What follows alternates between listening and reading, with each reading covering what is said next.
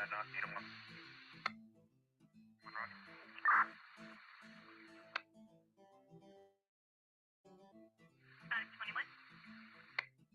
Showing me a card for a parking problem.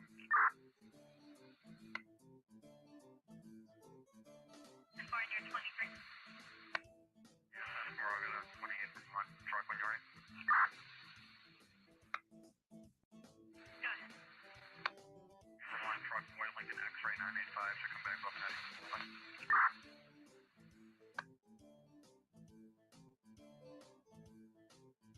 So you had 2,000. Patrick Spalding.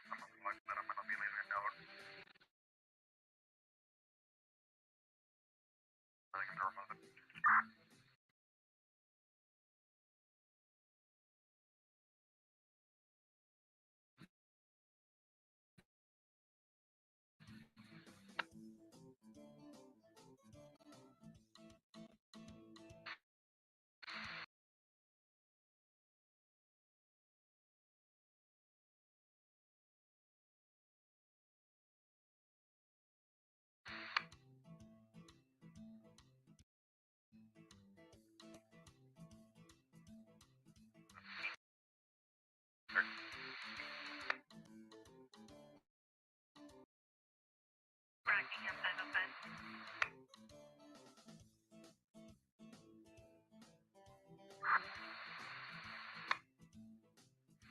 ended up being Millicent case for Athens, complainant, soon to be Edmund, slashed her tires and has made threatening comments to her. She's concerned he might.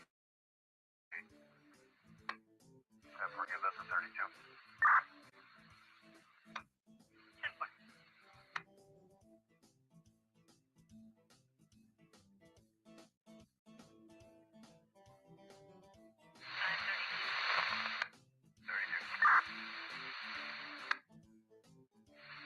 You're assigned to a vandalism case in Athens. Can you copy the 505? Yeah, 4.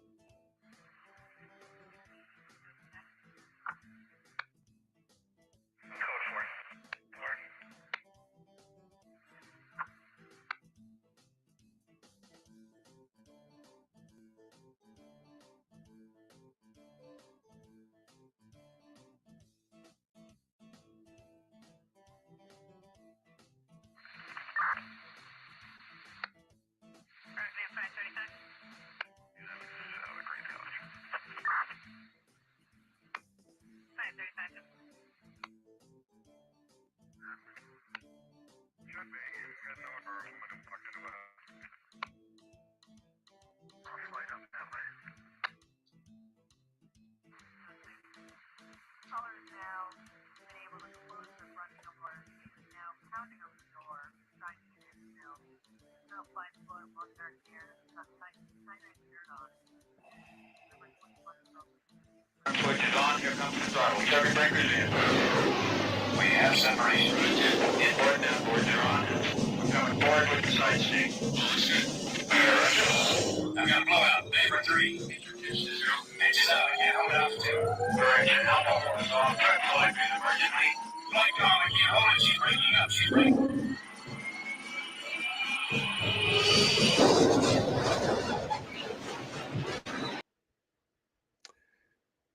Okay, good evening, everybody. Just want to hide this. All right. Good evening, everyone. Just want to take a moment to remember what this is.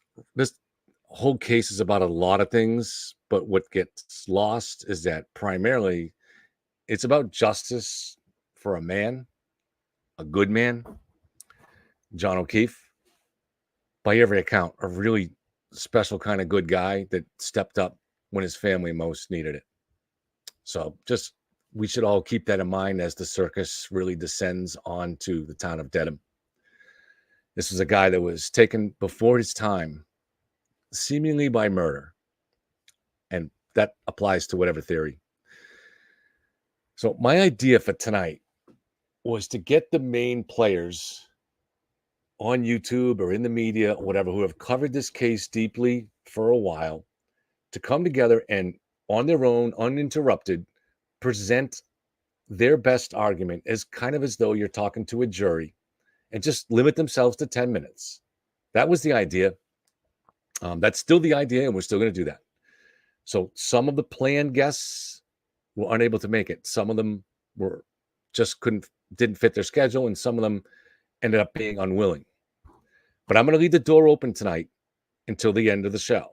And anybody who comes, who wants to present the case and be respectful, is going to get the same opportunity as anybody else, the same respect. They'll play by the same rules. So right at the moment, we have 5 scheduled guests. And then after those guests are done, those of us that want to stick around, we'll do a panel and we'll talk about the case. Now, the first one I'm going to bring in is someone that many of you know, and you've seen him a lot arguing vociferously on this case. And this is Grant Smith Ellis. Hi, Grant. How are you? Kevin, good to see you. How are you? Good. Excellent. Your mic is good. Your mic's, let me turn you down just on my end, just a little bit. Okay. Do you have any exhibits that you want me to show while you do this or anything like that? I can send you over a file. You don't have to bring it up on the screen, but I did write out my oral arguments for the jury. And if you find them helpful and want to bring them up, feel free to do that. No, I think we'll focus on you, but I didn't know if there was something you wanted to point to, a piece of physical evidence or a chart or something like that. So, no, nothing like that. So let me hit one of these things that will put. It does it the wrong way. I want to get it. So I'm going to probably leave the screen, since there's no way to make, or that I can see, to make you the bigger guy and me the smaller guy, which I know you're probably a little bigger in real life. You're a pretty big dude. I'm a fairly big dude too. But all right, so I'm going to pop off the screen. So it's just going to be you, and let me know if you need anything. I'll be here listening.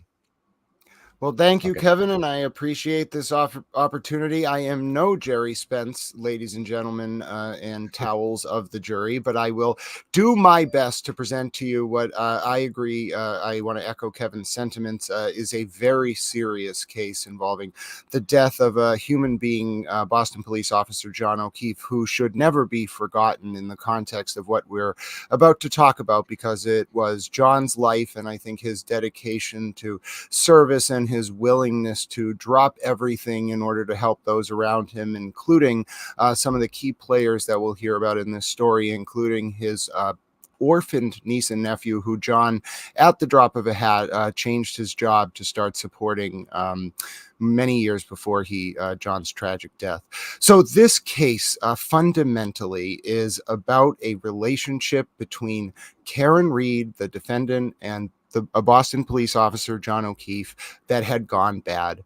The reality is that Karen was drunk driving on the night of January 28th and the morning of January 29th, 2022, when she drove John from a bar over to 34 Fairview Road, and then, according to the evidence, proceeded to hit John with her car and then leave the scene. And the reality is, on camera, there is evidence of Reed drinking 9 drinks in the lead up to driving John over to Fairview Road. The blood alcohol level from the results from Karen from that time show Karen's BAC was between 0.13 and 0.29, easily double the legal limit at the lower end of that range.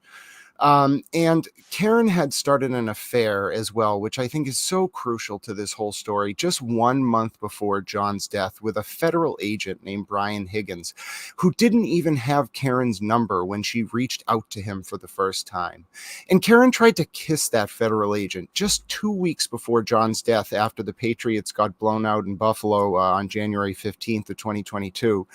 In John's garage, in John's home, Karen went up to that agent and attempted to kiss him, and then said, very importantly, which will come up a little bit later, that Karen knew that kiss wouldn't be caught on camera because Karen knew the layout of John's ring system. And Karen was thrown out of John's house, let's remember this, just 3 days before John's death, because of a fight over this affair and the toxic state of the relationship between John and Karen. But she simply refused to go.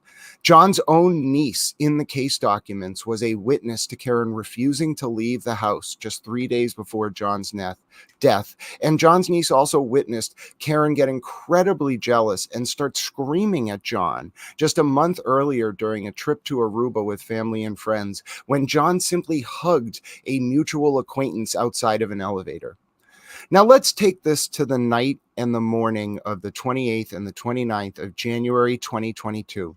It was a nor'easter that was coming in, and folks were gathering at a bar. John and his friend Michael Camerano would end up meeting up with Karen at a bar in Canton, Massachusetts, the night of the 28th of January. And later in that night, the group went to a second bar, the Waterfall Bar in Canton. When Karen and John left that bar, they got into a car together with Karen driving, drunk, as I mentioned. And that's when, according to the state, a fight took place, a verbal argument between Karen and John about Karen's cheating. And Karen and John had intended to drive over to 34 Fairview Road, the home of a fellow Boston police officer, to continue partying, because Karen couldn't convince this Boston police officer to open up his pizza shop in Canton. So Karen said, "Can we go back to your house?" And the group agreed to go back to the house. But Karen and John drove together.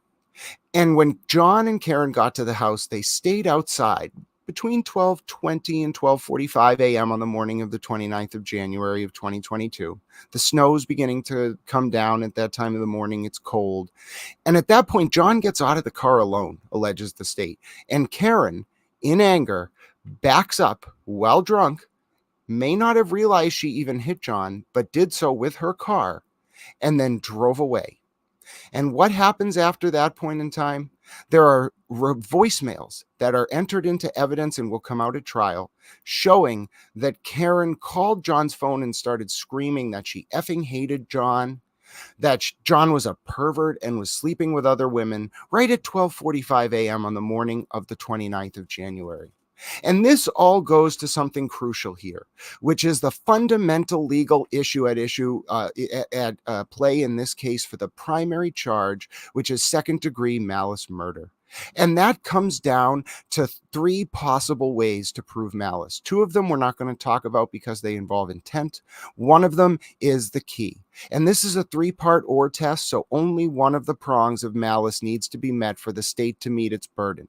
And one way to prove malice in the context of a deteriorating domestic dispute as to a second-degree murder is for someone to have committed an action, in this case, Karen Read backing up that car during a fight while drunk while John was in the vicinity of said car that had a strong and plain likelihood of causing death. Fundamentally, it is not that Karen intended to hit John that the state must prove. It is that Karen knew or should have known that backing up while drunk in that moment was created a condition, and it wasn't even that Karen had to know. It was that a reasonably prudent person would have known. That is the standard, that backing up while drunk could have resulted in a strong and plain likelihood of death, not John's death, of death. And for that reason, so folks understand, that is the key legal issue as to the primary charge. There are 3 criminal charges here: second-degree malice murder, leaving the scene of an accident causing death, and manslaughter while DUIing.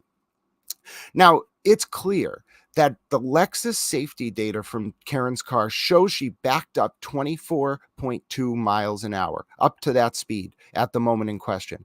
That action in and of itself, under the recklessness standard of mens rea, while drunk, shows complete and wanton disregard for the safety of those around Karen. So recognizing that intent is not required, that is devastating to the Read defense, along with the voicemails that I mentioned that Karen left right after John's death.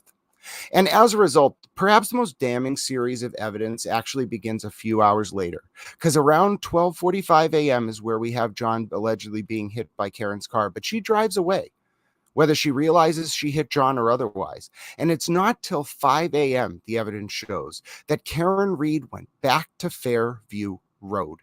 Before she went to other witnesses' houses, before she did anything else, she apparently went back to Fairview Road, saw John's body dead in the snow, had a panic attack and a meltdown, and then drove to collect 2 witnesses, Kerry Roberts and Jen McCabe, and then bring them back to the scene. That, in a way, is so telling, because Karen Read started screaming that she saw John's body in the car with Kerry Roberts and Jen McCabe before the car that they were in even got past the tree line of the Fairview Road property. That's compounded by the fact that Karen Read then started screaming when she got to the scene with Kerry Roberts and Jen McCabe that she had hit John, and that this, quote unquote, was all her fault being Karen's. And also, it should be pointed out that Karen's story evolved multiple times in a few short hours over the course of that night. First, Karen was saying to people on the phone that she had last seen John at the Waterfall bar because she had to go home with stomach troubles. Then Karen was telling Kerry Roberts that John was dead and he must have gotten hit by a snowplow. And then lastly, Karen was telling people she had last seen John when he left the car on Fairview Road. So again, the consciousness of guilt here permeates through every action that Karen Read took in the course of the time period between 12:45 a.m. and 6 a.m. when she gets back to the scene, allegedly for the second time with Kerry Roberts and Jen McCabe. Perhaps most concerning, though, and I mentioned this earlier, is that there are 17 videos missing from John O'Keefe's Ring camera system between 1 a.m. and 5 a.m. on the morning of January 29th. And John's niece indicated in court documents that Karen had control of that system via the family computer. And remember, Karen said to the federal agent when she went to kiss him in John's garage that she knew the setup of the Ring cameras. That spoliation or removal or deletion of potential evidence showing Karen arriving back at John's home at 1 a.m., potentially with a cracked taillight, is devastating. Furthermore, last week in court, the state announced that a video will be presented at trial from a police dash camera at 8:20 or so in the morning on January 29th of 2022, showing Karen Read's taillight was broken, thus explaining why nothing said about said taillight is at issue in the defense's moving papers or court arguments. It was, as Sean on the Gulf said, a stupid taillight project designed as a PR subversion tactic by the defense. Furthermore, last week, the judge in the case, the Honorable Beverly J. Cannoni, made clear that Reed's team may not raise a third-party culprit defense, as they have not presented any evidence in order to meet the requirements to do so. In turn, there will be a ruling mid-trial as to whether Reed has managed to present any relevant, competent, and admissible. Again, this means in a lay translation of the Mass Rules of Evidence 401 and 403, that nothing that was used in the Reed pretrial PR effort, as I described below, will be relevant to the ability to use that third-party defense. Now, there is a potential that Reed may be able to use an alternative, which isn't really a defense. It's a way of attacking reasonable doubt called the Bowden defense, but it's a misnomer. It is not actually a defense as enumerated in the existing sort of what we would think of as like an affirmative self-defense. A Bowden defense is another way of attacking reasonable doubt in this case without pointing to a specific third-party culprit, but instead saying, the reason why this investigation is not credible is because there is someone, an unknown third party, who should have been investigated. So even if the defense doesn't get their ruling on the third party defense that they want, they may be able to attack reasonable doubt through a Bowden defense. But because you can't point to a specific third party in the context of a Bowden defense, this is an incredibly bad position for the defense to be in. Also, one final thing as to affirmative evidence of Karen Reed's guilt. Last week, evidence was entered into the court record showing that a hair found on Karen Reed's bumper, the bumper of her Lexus, and that DNA report was subject to a DNA report from an independent lab agreed to by the defense. It's now in the hands of Karen Reed's team. And that evidence, there's also evidence showing that microscopic pieces of taillight on John's clothes were consistent with obviously Karen's car, and there's DNA from John on pieces of taillight found at the scene as well. So I want to go over one or two more things, but the point there is that if you've listened to everything I just laid out, that is the indica of what are the affirmative pieces of evidence of guilt of Karen Reed. But there's one more thing I think that's crucial to talk about here, and that is what's not true. Now, we haven't seen the presentation of any evidence from supporters of the Reed defense, but before they can even do so, I would offer you thus, members of the jury. Karen Reed and her team from the evidentiary record clearly walked into the office of then first U.S. Assistant Attorney Josh Levy in November of 2022 because of connections that Ms. Reed has and her family has to that federal agency, and managed to somehow start a pretextual federal probe into Reed's own murder investigation. I believe the evidence shows, as has been admitted in this trial, that Reed and her attorneys leaked out of context and misleading information about that federal probe via Aidan Turtleboy Kearney in an attempt to poison the jury pool and hope that one juror, regardless of the evidence at trial of Reed's guilt, would vote to hold out on the basis of extrajudicial evidence that is false, baseless, or otherwise manipulated. As you know, Kevin, what allowed the defense to manipulate the pretrial coverage of this case was the fact that the federal documents were protected by 28 CFR 16.21 and a subsequent federal protective order, and could thus only be referenced during oral arguments in court.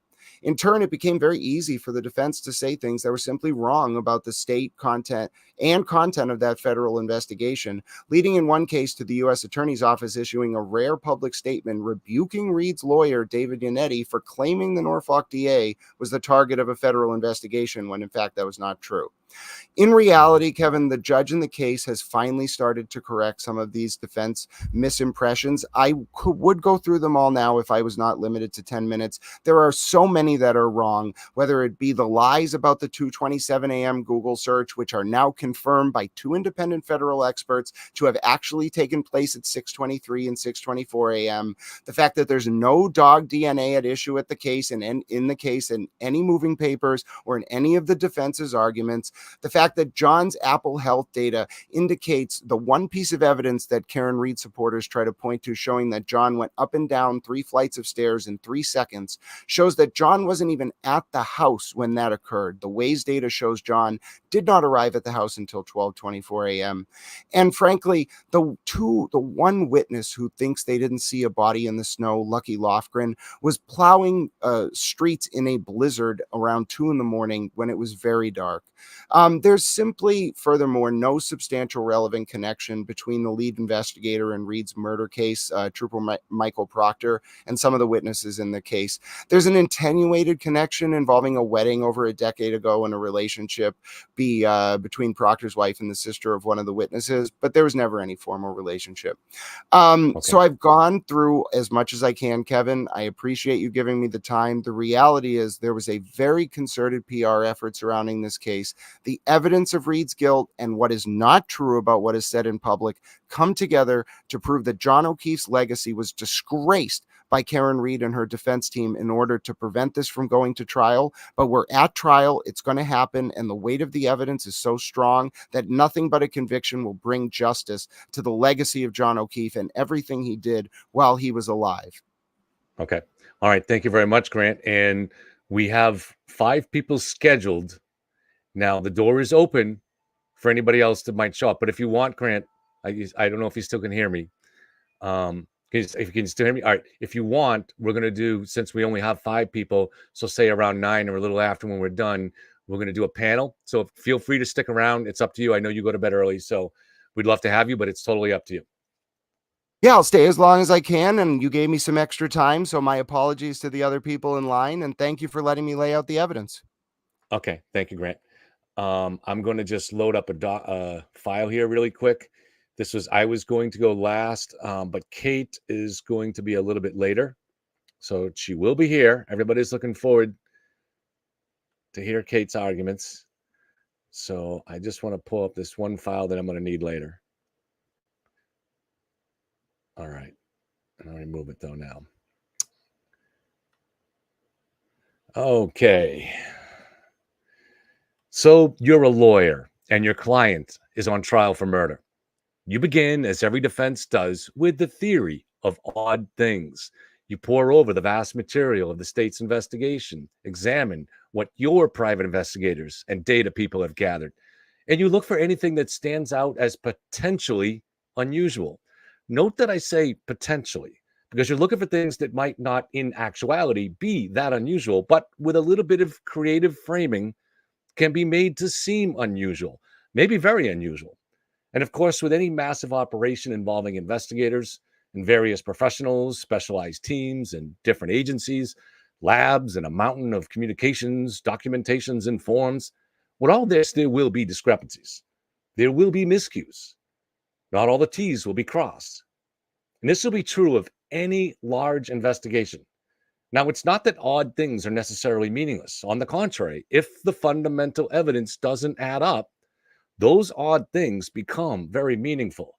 They might even be clues to what really happened if the fundamental evidence doesn't add up. But if the fundamental evidence of a prosecution does add up, then the odd things are still odd, of course, but they're just odd things. And there are odd things in every case, in every large human activity. So the question in every case is whether the fundamental evidence adds up. And does it add up in a way that there are no other reasonable possibilities?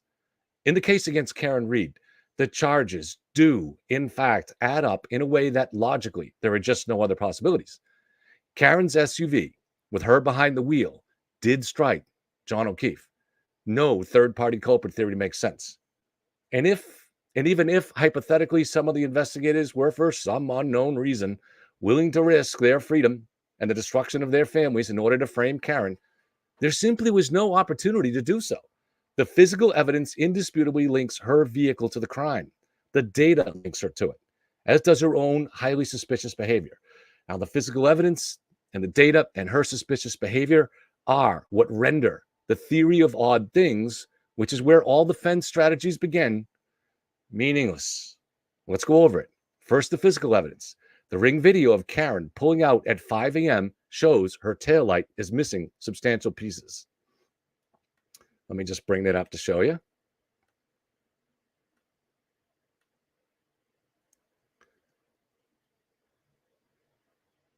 You can see this here. This is the ring video from Karen's driveway. And just letting it play for a second as we zoom in on it. This is not in any way edited. This is other than the zooming in. And that's clearly a taillight missing pieces on the corner. Now, before that, at 5 a.m., the SUV was sitting parked in the garage where no one could tamper with it. The pieces of that taillight were found buried deep in the snowbank at the crime scene by the state police specialist called the CERT team. Dash cam video taken by a Canton police car that was dispatched to check on the children clearly shows the condition of Karen's taillight at 8:22 a.m. It's missing pieces and damaged in the same way that is seen later in the photos taken by the state police. Now, I'm going to talk about more, but we could actually stop here and say case closed. The taillight was already missing substantial pieces at 5 a.m., which is shown with perfect clarity at 8:22 a.m. And those very pieces were found by the CERT team digging in the snow at 5:45 p.m. Microscopic taillight pieces were found in John's clothing. A human hair with DNA matched to John was found on the taillight. John was carrying a cocktail glass he took from the bar, and a piece of this was found embedded on the bumper. Now, this is just the beginning of the evidence, but this gives you an idea about just how complicated it would need to be to plant evidence. It would require the participation by several troopers and technicians. But even if you're inclined to entertain that possibility, the basic fundamental fact is that there was just no opportunity to tamper with the SUV before 5 a.m. when it's clearly already missing pieces. Yes, she backed into John's SUV, but the fresh snow would show if any pieces fell. And it's clear none did. In fact, we'll see there was actually no real opportunity to tamper with it until it arrived at the police garage at 5:36 p.m. after being towed from the home of Karen's parents. By then, the crime scene was crawling with troopers and news trucks and spectators. Now, however you might try to imagine some Mission Impossible scenario where a wild kind of operation was run at the police garage to tamper with the taillight, transport the pieces to the crime scene, and bury them deep into the snowbank in front of all those troopers and news crews, whatever you try to imagine is still not possible, however, because of the fundamental and unshakable truth that the taillight is shown to be in pieces before John was even found on the lawn. Airtight. Slam dunk. Game over. Let me take this picture out.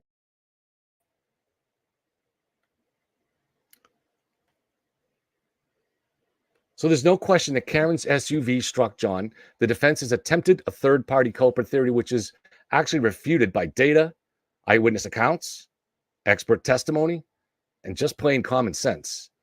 John was not attacked by a dog. Two medical examiners performing the autopsy described shallow abrasions, nothing like what would be caused by a German Shepherd.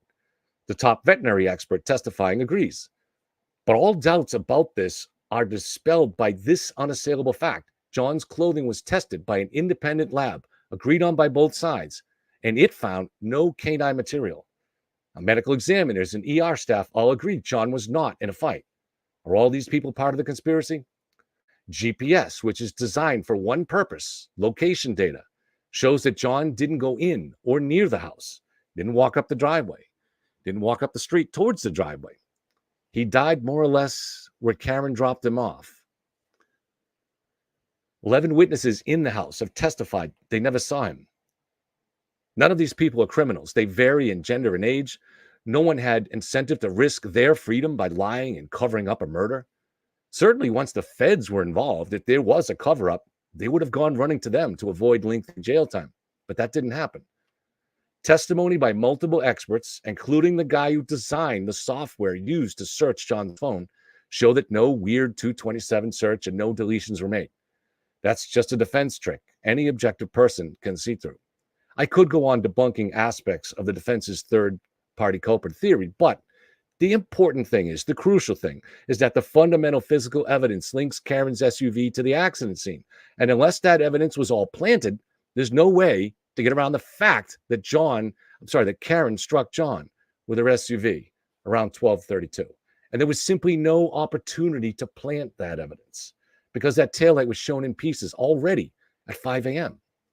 But she's charged with second-degree murder, which means malicious intent. Now, that could involve intent to kill or intent to cause grievous bodily harm or an intentional act that a reasonable person would know might lead to death. Here's where I have to break away and say, I don't know what the evidence for intent will be. So we'll probably see it at trial, and we'll have to see it to convince you, the jury. There are hints, though. When Karen called Jen McCabe just before 5 a.m., she said she'd last seen John at the Waterfall pub. John's 14-year-old niece was in the room and heard this. There was 2 witnesses. Before they found John, other strange statements came, witnessed by the niece, by Jen McCabe, and by Kerry Roberts, who didn't really know Jen until that day. Statements like, I wonder if he's dead. He could have been hit by a plow. These are very strange statements that suggest consciousness of guilt. Karen's story has changed repeatedly. And this summer, she told the national news program that she remembered seeing John poke his head into the house. Where did that sudden memory come from after a year and a half? Other evidence should emerge at trial. Did she delete the ring videos?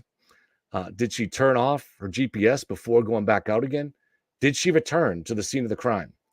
All of these things would suggest more than just consciousness of guilt, because John was still alive while these actions were taken. He could have been saved. So in covering her tracks, she purposely left him to die. That's intent. It's malicious. And it's second-degree murder. Okay. Thank you, guys. And so if Karen is ready, I'm going to bring on Karen from True Crime and Wine. Hi, Karen. Hi, how are you? How you doing? Good. How's your weekend going? Pretty good. Same old, running around to sports.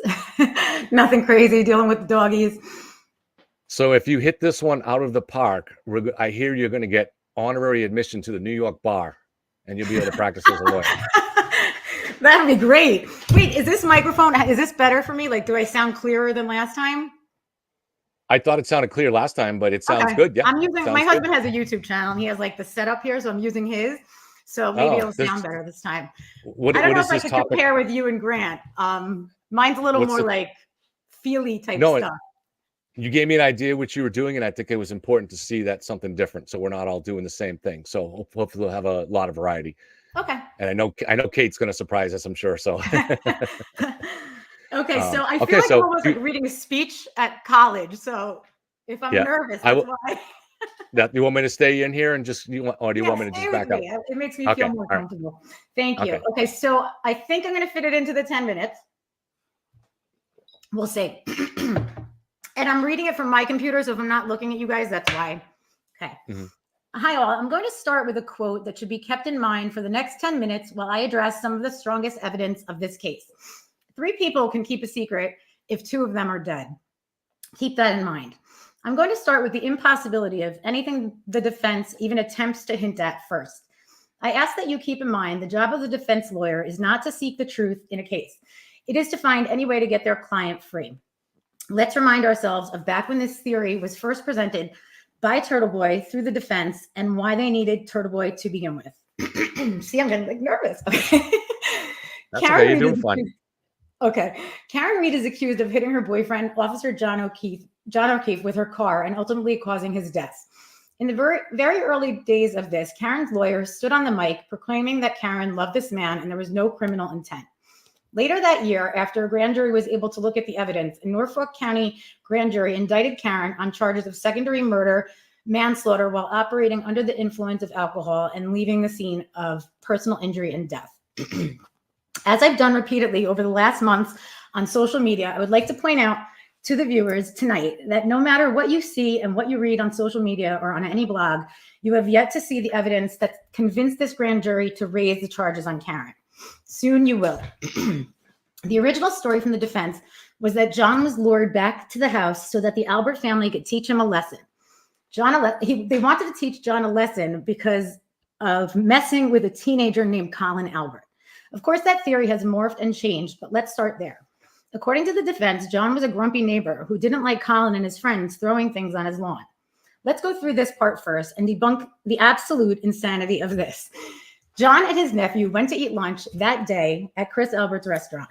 John and Chris were friends, and to choose that restaurant would be strange if there were actually any issues between the families, especially with other pizza places right around the corner. Chris invites John to come for drinks that night with a bunch of random acquaintances between the two of them. Important to note, Karen was not supposed to come that night, if only she would have stayed home. Colin was around 17 years old at the time, and John was 46. Have you ever in your life heard of a grown man with such beef towards a kid? I doubt it. Also, too often forgotten is that Jen McCabe was close with John and probably closer than the rest of them, but they all knew one another through friends of friends, etc. Interestingly enough, by the time everyone left the bar to continue the after party at the Albert home, Colin Albert had left to go home, along with the many other younger partygoers. There earlier celebrating a family member's birthday, prior to the moms and dads coming back for the after party. In my opinion, this is a pretty weak excuse to even fight John, let alone beat him close to death, let your dog attack him, and then brilliantly throw him on your lawn and hope and pray that the elements outside will slowly, painfully take the life of a man loved by all. He was explained by Karen as the patron saint of Canton. Yet somehow this night, a random group of friends decided to become murderers and conspirators in one of the largest possible cover-ups in history.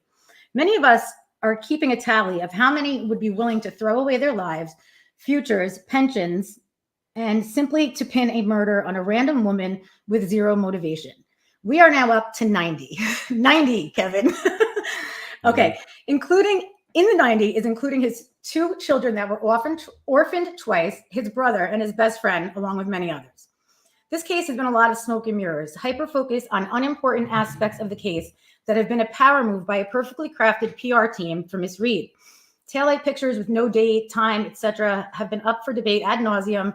Dog bites where no DNA from a dog was found on the clothing that was tested for exactly that. No, they didn't test his actual arm because this entire theory did not come out until 18 months after John was laid to rest. Excuses you could never imagine as to how there is no DNA on his clothing are as crazy as this.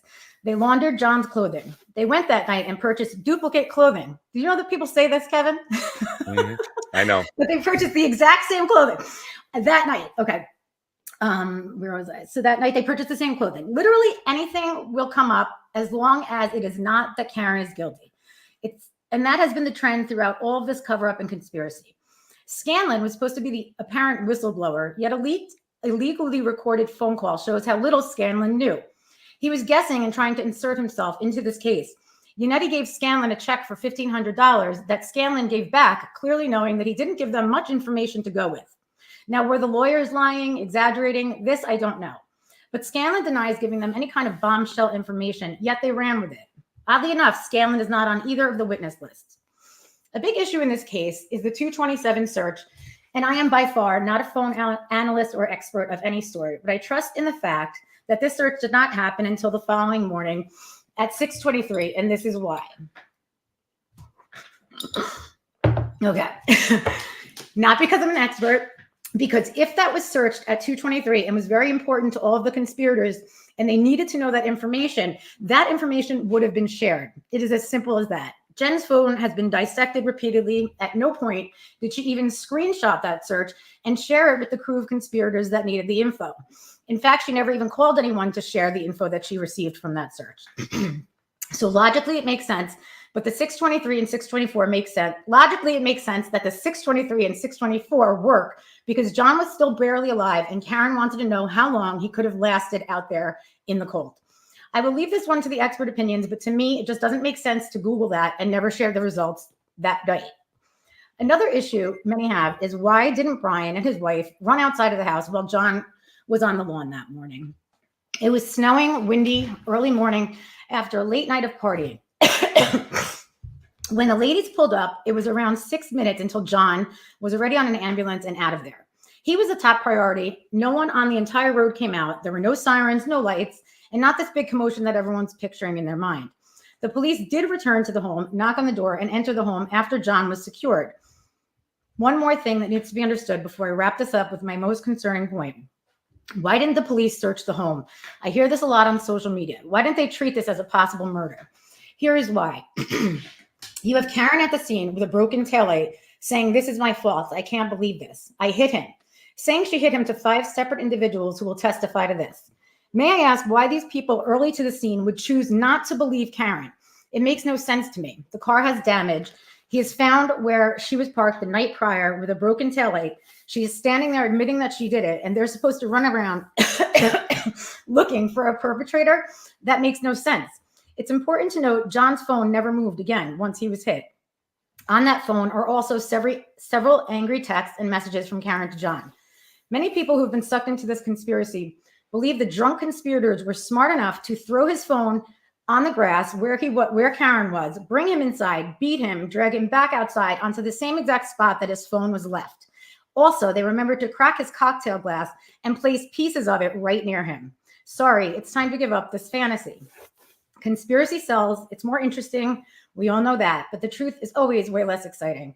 A drunk, angry woman coming to the end of a relationship she didn't want to end, lost it, and backed up hitting him. He was never in that house, and there is zero chance of a conspiracy because, like I said early on, 3 people can keep a secret if 2 are dead. So what are the chances of 90 keeping that secret? Again, including in that 90 are John's friends, family.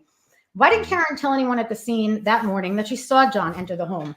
Why wasn't she screaming to John's family and children and banging down the door at Canton PD yelling, I didn't do this?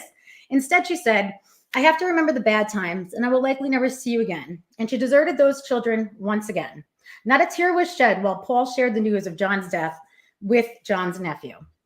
My final point in this, that morning before going to Jen's house and before discovering John, Karen was uttering all kinds of things on the phone, such as John is dead. Maybe he was hit by a plow. I ask you, in what situation would anyone assume their loved one was hit by a plow after watching him walk into a party? Karen's GPS will give you the answer to that one. She gave you a little hint in one of her interviews. She said, I drove around in the 2 square miles we spent the preceding night. Okay, so what did you see that night, Karen? What would you see that would make you think he was hit by a plow?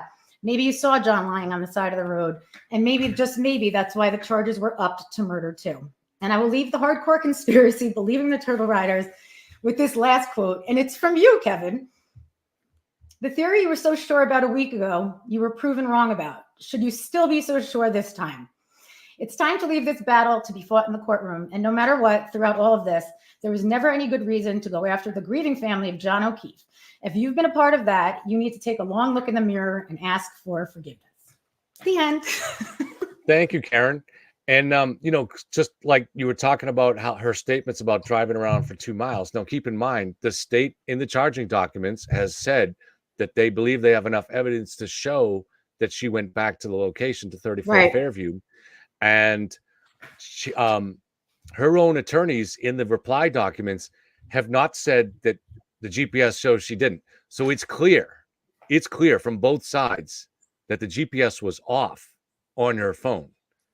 Now, the question is, I've never turned the GPS off on my phone. I don't even know how to. So is there so unless we find that GPS was off before this day, then that's absolutely consciousness of guilt. Oh, yeah. And both, Yeah. So, I mean, there's not going to be a way around it. No. So thank you. Are you going to stick around for the panel for a little bit? Yeah, I will. I'm And just going is to run Matt upstairs quick and come back down. So do you have Kate? Sure. Yeah, Kate's ready to come on. Is Matt Okay. still coming? Because have you I heard from believe Matt? so. I sent him the link. Let me just make sure that I told him it was going to be around like 8:50-ish. I don't even know what time it is now. You got at least 15 minutes because Kate will go, and I actually want to just thank some people that had some comments and donations. Okay. And Yeah, you can add me back in after Kate if you want, whatever works, or after him. Whatever. Yeah. Okay. If Matt's here, we'll go. Yep. Thank you. Just want to say some quick thank you. So first, Patrice says, Tom, have Kevin buy you a beer on me, which I certainly would, but even better would be if you can be with us, Pat. Tom is in North Carolina, but he comes up during the summer. Ken the plumber said Kevin Reed said it's her fault, and I believe her. Duke Dudley had a question. This is from the other side. Good, because we want people from both sides. That's what you want, are good questions. We were hoping, and the door is still open, that somebody will come in from the other side. We'll see what happens. They were initially going to, and then whatever. So his question is why Higgins and Albert destroy their cell phones? And I think the answer to that is, well, first of all, we don't know, right? But why did Tom Brady not want his messages out there? Why did the CIA try to hide from the Warren Commission certain things. Well, it's because the CIA, it's not because they were involved in the assassination of JFK. It's because they didn't want Congress to find out that they were trying to assassinate Fidel Castro. I mean, people have embarrassing things on their phone that they don't want other people to find. So if there were any messages, Higgins sent all his messages. He had them taken out by a federal data person that he knew. Now, maybe that's a little shady, but there's no question that if there were any messages between him and Karen and him and John that were missing, the police would know that because they have John's messages and they have Karen's. So he didn't delete or cut out any of those messages. So he just decided on his own the other stuff was embarrassing and he didn't want people to see it. And listen, most men have embarrassing stuff on their phone, especially guys in their 20s and 30s and 40s. So it is what it is. Andy, thank you very much. Candidly Kristen. This seems like a new person. Kevin, may I suggest you analyze the taillight when Karen hits the brake? Further down the driveway, it demonstrates the taillight was intact. Thank you. Maybe we'll go into it later, but we've gone so much on the taillight. And the thing is it can't be broken and missing pieces earlier, and then it gets a little further down the driveway and suddenly it's healed itself. Now, I'm not suggesting that that's what you're saying, but what you're talking about is looking at the taillight when it's further down the road, further down the driveway, and the lights come on, and you can't see the corner because the missing pieces are actually not on the rear of it. They're mostly on the corner. But when you look at those pieces that show it missing around the corner, it's indisputable. Now, what should it look like from a further distant back when she hits the brakes? That's what we're going to see experts describe, but I don't think they're going to have any problem describing what happened because you can see. Let's see if I still, it's going to pull it back in if I still have it.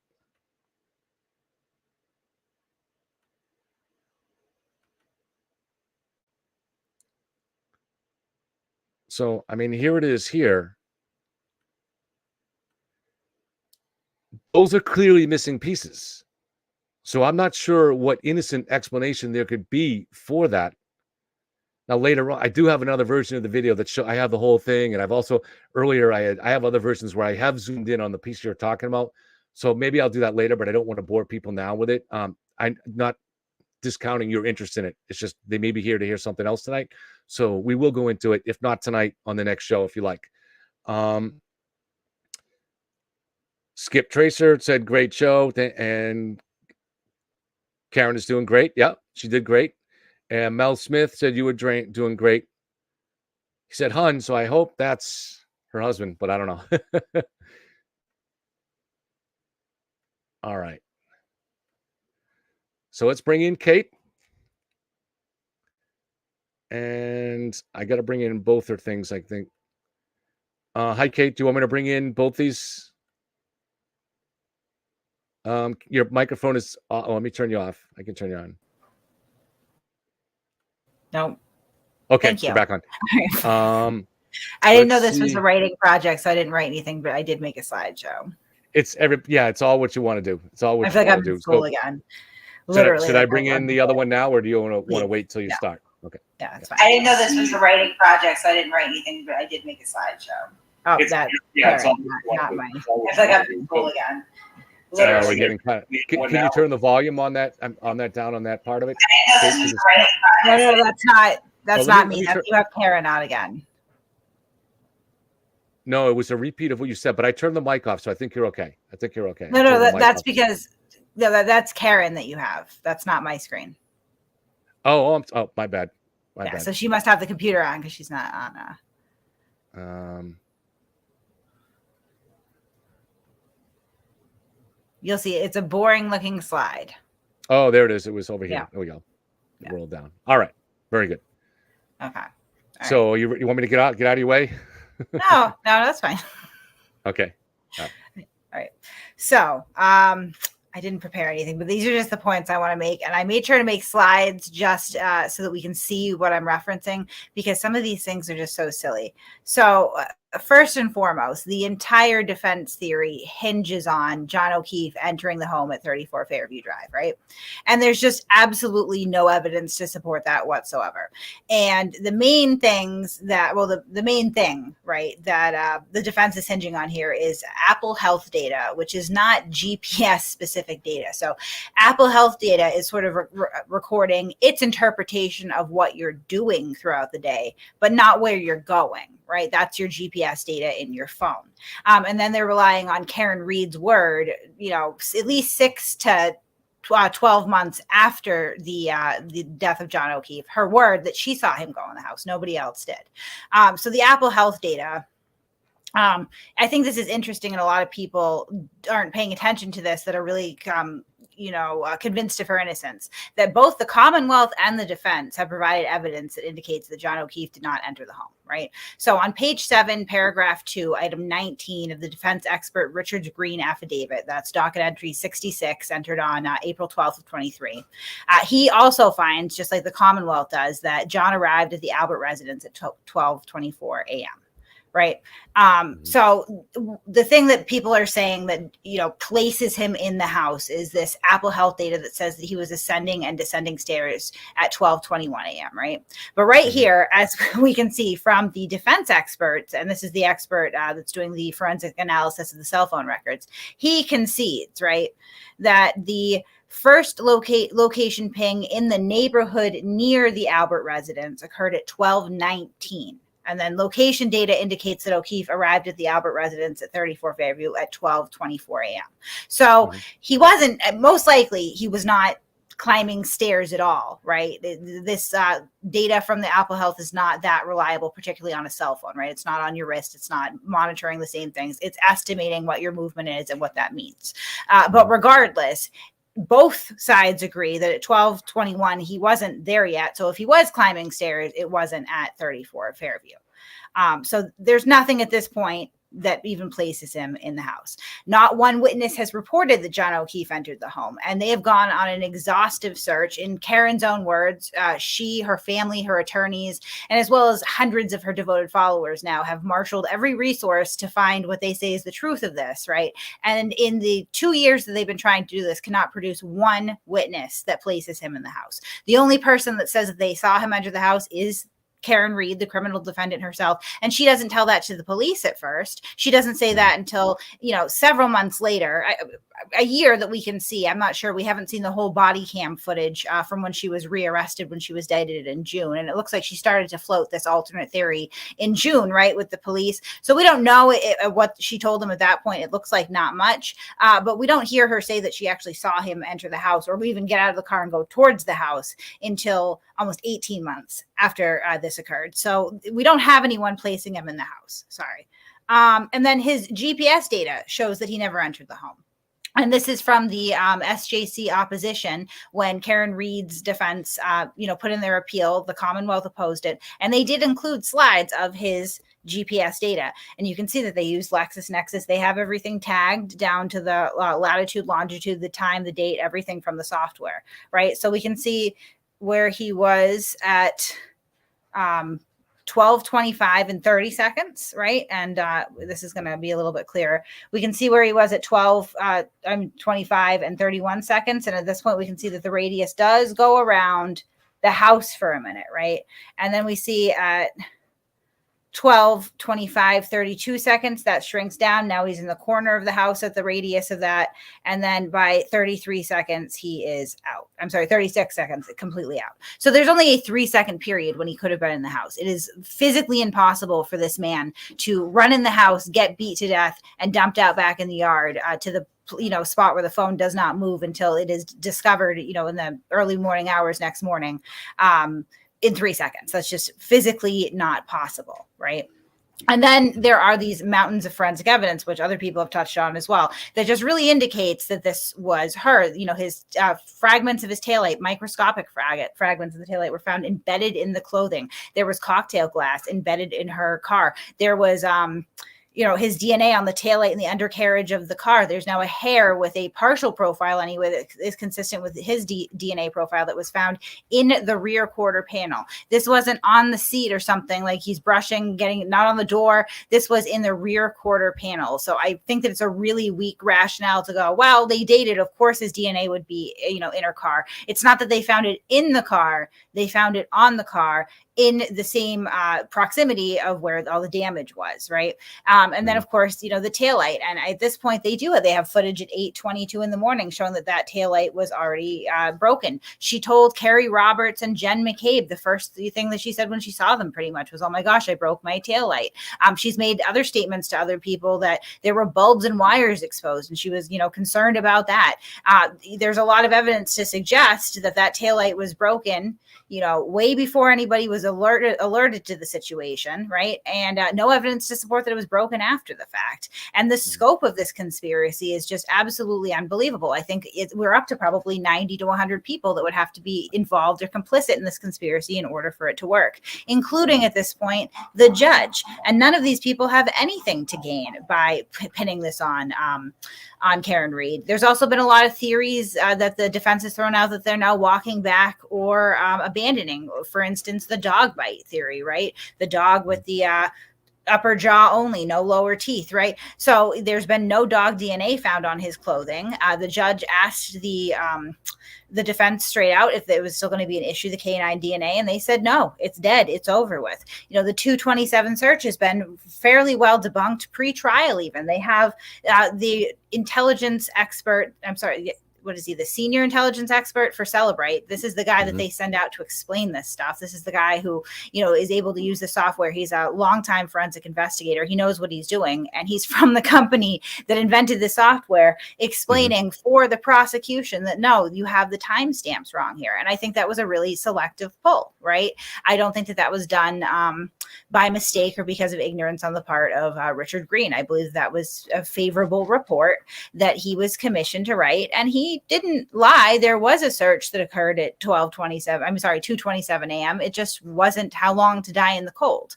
And so that theory is pretty much it. And I think it says more than anything else where we stand right now. That Judge Canone looked at the defense, right, on Monday morning after their presentation on Friday and said, look, based on your presentation of what you have right now, I am well within my rights to just exclude this third-party culprit altogether.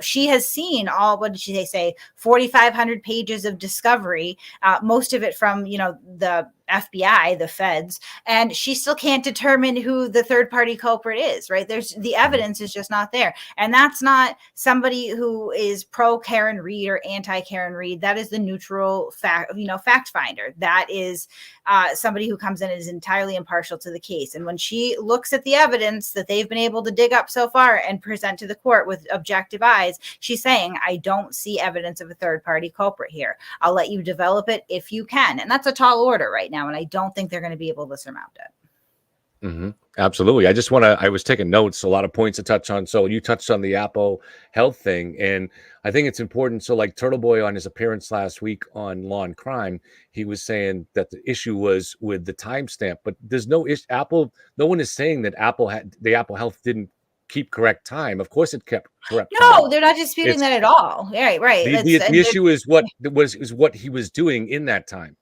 And he's right. I would say that. Yeah, I would agree with, the Apple clock is super exact, precise, right? Cutting edge technology. And that Apple phone is saying that John O'Keefe did not arrive at the residence until 12:24 a.m. Right. So whatever he was doing, ascending or descending stairs by that clock's internal, it was not when he was in front of 34 Fairview Road.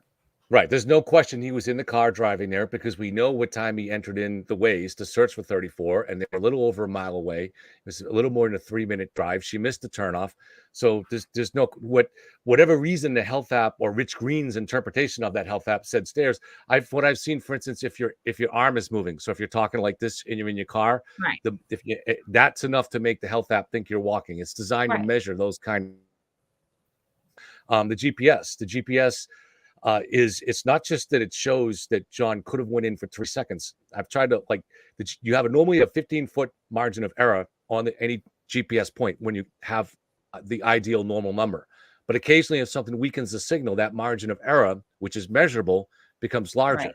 So it was within that so it clearly shows the pattern of them driving there, pulling up to the end of the street, and him getting out. But then there was 3 seconds where the signal weakened enough that the margin of error expanded to include the house. But that doesn't mean he suddenly ran across the lawn and jumped through a window into the house. So it was it's just implausible. Right. The 822. So I used this in my presentation talking about the 822. This is the dash cam video where they pulled up in front of the car doing a wellness check. Right. Now, I have talked to people who have seen it, but I haven't seen it myself. So until we see it ourselves, which we won't see in trial, it's hard to say. But if it is as clear as Lally said, and as other people have said, it's going to indisputably that taillight was missing substantial pieces, just like to me the video does at 5 a.m. And then to the window. So then whatever happened after 822 is completely irrelevant. So whatever craziness they think went on in the police garage is irrelevant because it was already missing those pieces. Right. And then just as far as the witnesses, I mean, and like I said in mine, once if you had a bunch of people that are scared into silence for a murder cover-up, as soon as they learn that the feds are onto this, they're going to start coming forward to cut a deal so they don't go to jail for decades. And so nobody, they're going to flip. I think at this point, whether it's the FBI involvement, that very suspicious probe, or the intense media coverage, or the relentless, harassment and intimidation that they suffered, at this point, more likely than not, yes, if someone would have cracked. Right. At this way, the pressure is so intense that, so I mean, and people certainly have cracked, just not in the sense of admitting to a murder that they didn't do. So, I mean, these people have been to a certain degree broken psychologically. Right. Mm-hmm. And there's no one's changed their story. Right. Over multiple grand juries now too. Well, I find it very implausible. I mean, the whole thing, it's just, it dumbfounds me that so many people are still convinced that this criminal defendant is standing there going, everybody did this but me, up to the judge, accusing the judge of some sort of bias or impropriety, like insane. I mean, now I want to talk about delay tactics. They are now claiming that the layout of the courtroom is unconstitutional. Just bringing these guys in. Karen, do you know, you can keep going, Kate. Karen, but Karen, do you know Karen, do you know if Matt's coming? She's muted, but. Okay. Oh, my bad. Let me text him. Okay. All right. Go ahead, Kate. You continue, please. Yeah, but I mean, I was kind of blown away to see that motion. This courthouse has been laid out in such a manner since 1937. The idea that it's somehow unconstitutional that the jurors can't stare the witnesses dead on in the face from every seat, like that's preposterous. Oh, shit.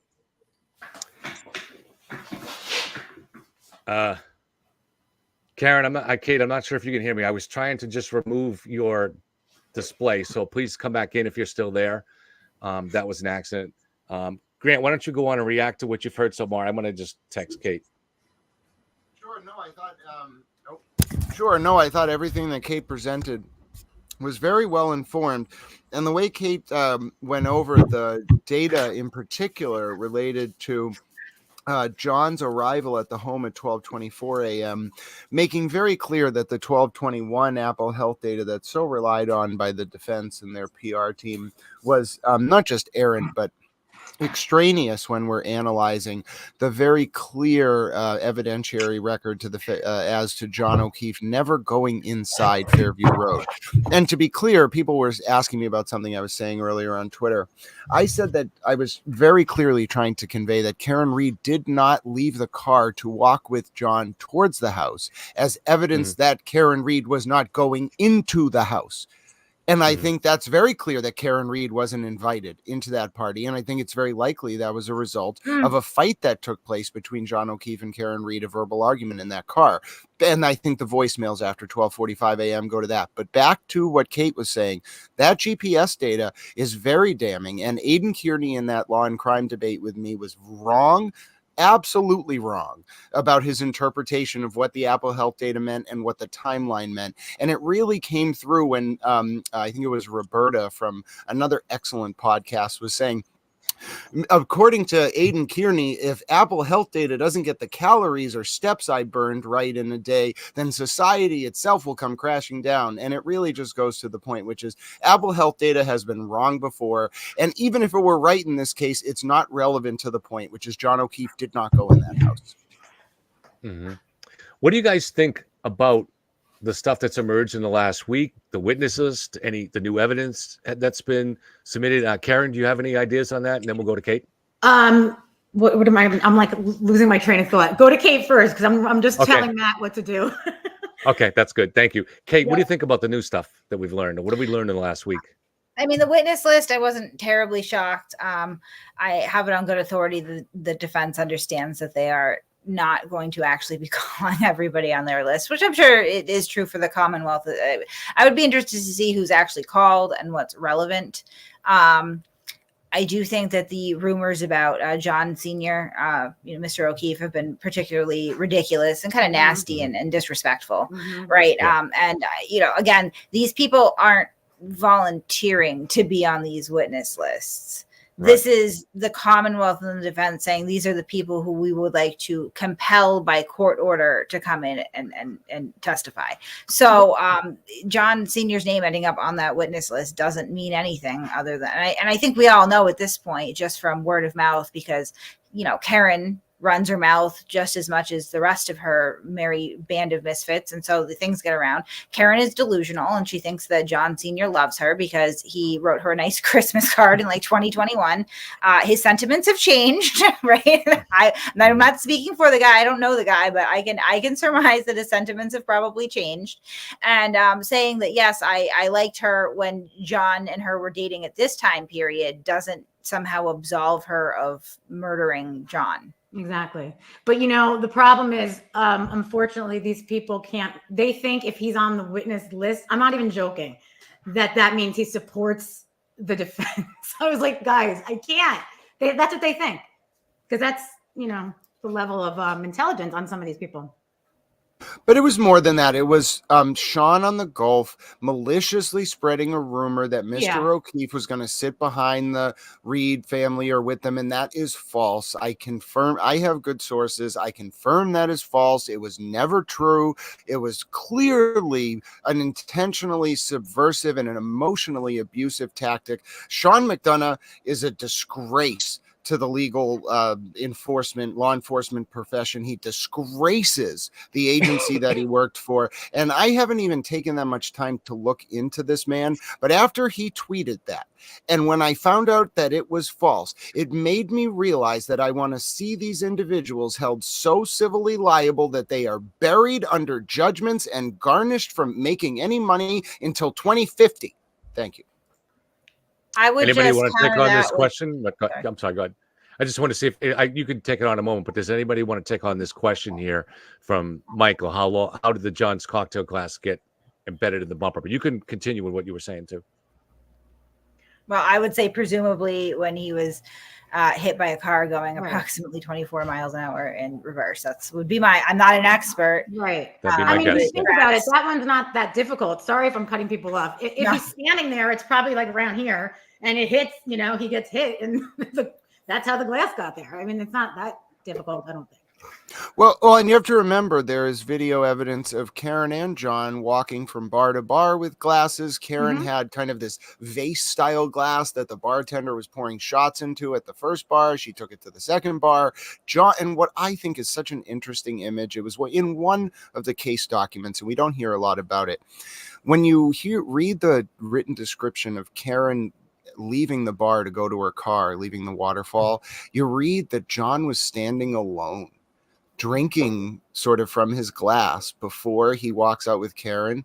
And there's this description of him standing at a table, and I can just see it. I've never even seen the video, but he's standing at a table and it's almost like he takes a deep, deep sigh, takes a sip from his glass and carries it with him out the door. And that was the glass that was in his hand when he was likely hit by Karen's car. And that image is just so telling because I can imagine John thinking, I got to drive over there with her now. And that's how I read that. Let me ask a little tougher. It's interesting that I think it was earlier today or maybe yesterday, Because you know how they have that image of them like hugging when she first gets there, and everybody like made the whole night based on that one image. And now this other video came out where you could see her like yelling at him. So it's so funny, you know, how they hyper focus on one thing. And like, that's it. They were in love. There was no problems because of this one image when you don't see the rest of it. So just another interesting point. I'm emailing Matt this link again. I just sent it to him. I just emailed it to him. So okay, because I didn't do it earlier, but okay. Yeah, that's okay. He just emailed, so I got it. I didn't even know I had his email. So we were in. It was the three of us in one. Yeah, so I think that's why. I have a question. No, go ahead. Sorry, I see it in the chat, and Grant said it. I will have to disagree with. She was technically invited to that gathering. For whatever reason, she wasn't going to make it in. I think by the time they pulled up, she didn't have any intentions of going in, but she was. It's not that she was unwelcome or that these people didn't like her or anything like that. She was absolutely welcome. I mean, she said that she had a stomach ache, and then she said that it was because of an argument, and then she said it's because she wasn't sure whether or not they were even invited there, which they certainly were, right? But I don't think the rest of the group had no animosity towards Karen, and I think that's something that really gets overshadowed in all this. But a lot of people have said, like, repeatedly, right, it's that their first instinct was not that Karen killed John. It wasn't like right off the bat. It took a while for the shock to wear off and for people to figure out sort of where the evidence was headed and what her behavior was like directly after that. They said, oh my God, she might have had something to do with that. But at first that was not, you know, it wasn't like all fingers point to Karen. Karen was the only person initially who implicated Karen. Right. And so like there wasn't any animosity there as far as the friends and family go. Right. Oh, and just to clarify, but sorry, Kevin, I just want to make clear because I don't want to be misleading. I was only saying that something happened between the waterfall and Fairview that led to Karen not feeling comfortable going in. Right. And I think the voicemails where she was screaming, John, I effing hate you, are an indication of the fight that happened. Sorry, Kevin. That's okay. I have a question that's kind of maybe this is even a little bit more from the defense side, but I think maybe Grant, you might be able to answer this. Maybe Kate too. You're not a lawyer, but you work with a lot of lawyers. For me, so when I look at the witness list, Adam Lally had said that there was a second federal investigator, or a second independent investigator hired by the feds that affirms the state's version of the accident. But I don't see that witness on the state's witness list. Is that something that could be added later or on rebuttal, or what do you think?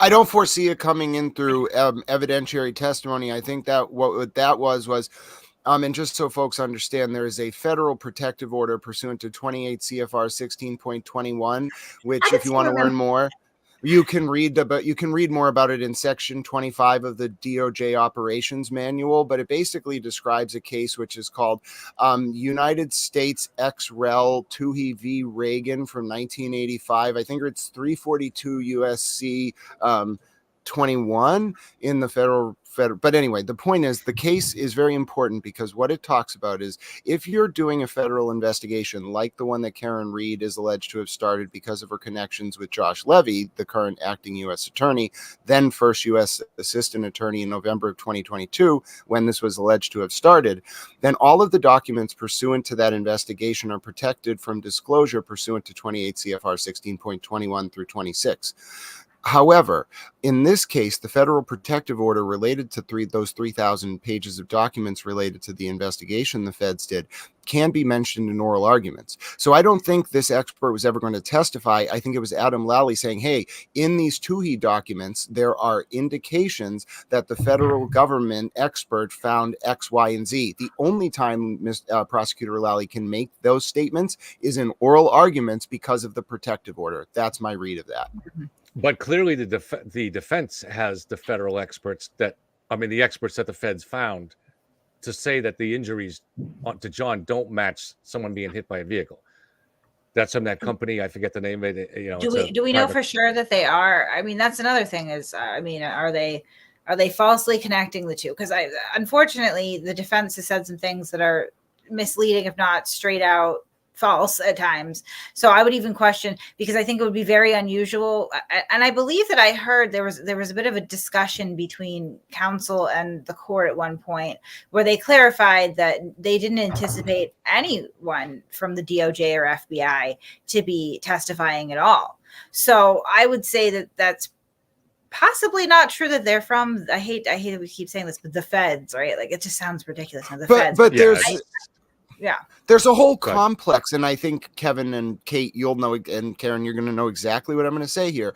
There's a whole complex of former people in the intelligence community from the FBI or other federal agencies who go into consulting and then provide services for all sorts of different cases. And I'm not so sure that that's not what's, sorry for the double negative. I'm almost certain that that's what's going on here. The defense found people who used to be involved, maybe had those people do some expert affidavits for the DOJ probe. So then the defense could say, hey, these were federal experts who will then testify, but they're not actually with the DOJ, FBI, or U.S. Attorney's Office. Right. Well, Matt's you know, I go ahead, Karen. Yeah. Matt is backstage. He just wanted me to let you know. Yeah, no, I see him. I'm going to bring you on in a moment, Matt. I thank you, Matt. Appreciate it. Matt's going to be on Boundless Millennial. Everybody's looking forward to this. I guess he's the marquee speaker since he's going last. But yeah, so, you know, Al, I know we always have to be very careful what the defense says, and sometimes the prosecution too, and just kind of see what there is. But the defense, Alan Jackson, made a point of saying that these independent experts were hired unconnected to them by the feds. Now, we don't know which ones are hired, but I pulled up the list of experts here, and not sure which ones of these would be the feds, but there's a Chris Van Eye, who's a PhD expert in biomedical and mechanical engineering. That sounds similar to the way Lally described it too. There's and then there's 3 people from a company, they're PhDs from ARCCA, and that is a company that does accident reconstructions. So I was looking to see the equivalent of that Lally mentioned on their witness list, but it doesn't seem to be there. Doesn't mean anything, or I don't know, just throwing it out there.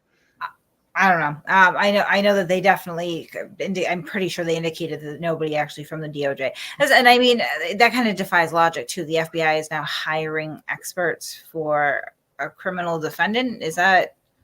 It's highly corrupt. It's high. And I'm not going to go into it now. We can maybe later if we continue after Matt. But to me, I don't know if you've come around to see things more my way, Kate, but you know, I'm very focused at what the feds have been doing here is corrupt. I definitely am weighing on the side of impropriety at this point. Yes, given everything that I know, and I know that you know, right?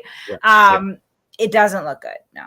It doesn't look good. All right, so let's hopefully you guys can stick around. If you can't, thank you very much and good night. But Matt's going to go 10 minutes. This is the famous Matt from Boundless Millennial, who does some of the more creative videos. So I'm going to bounce you guys for the moment. Hopefully you're still here. And he probably needs no introduction, but this is Matt from Boundless Millennial. Hey, buddy. Hey, how's it going? Very good, thank you. Do you want me to stay on the screen with you, or do you want all to yourself? You can stay on, because I don't know. Okay. I don't have anything prepared, so I'll just kind of okay. Yeah, then I'll be here to bounce things with too if you need it. Go ahead. Yeah. So, I mean, I think I started out thinking that, you know, this was a cover up, and, you know, from the jury perspective, hopefully they are coming in this fresh.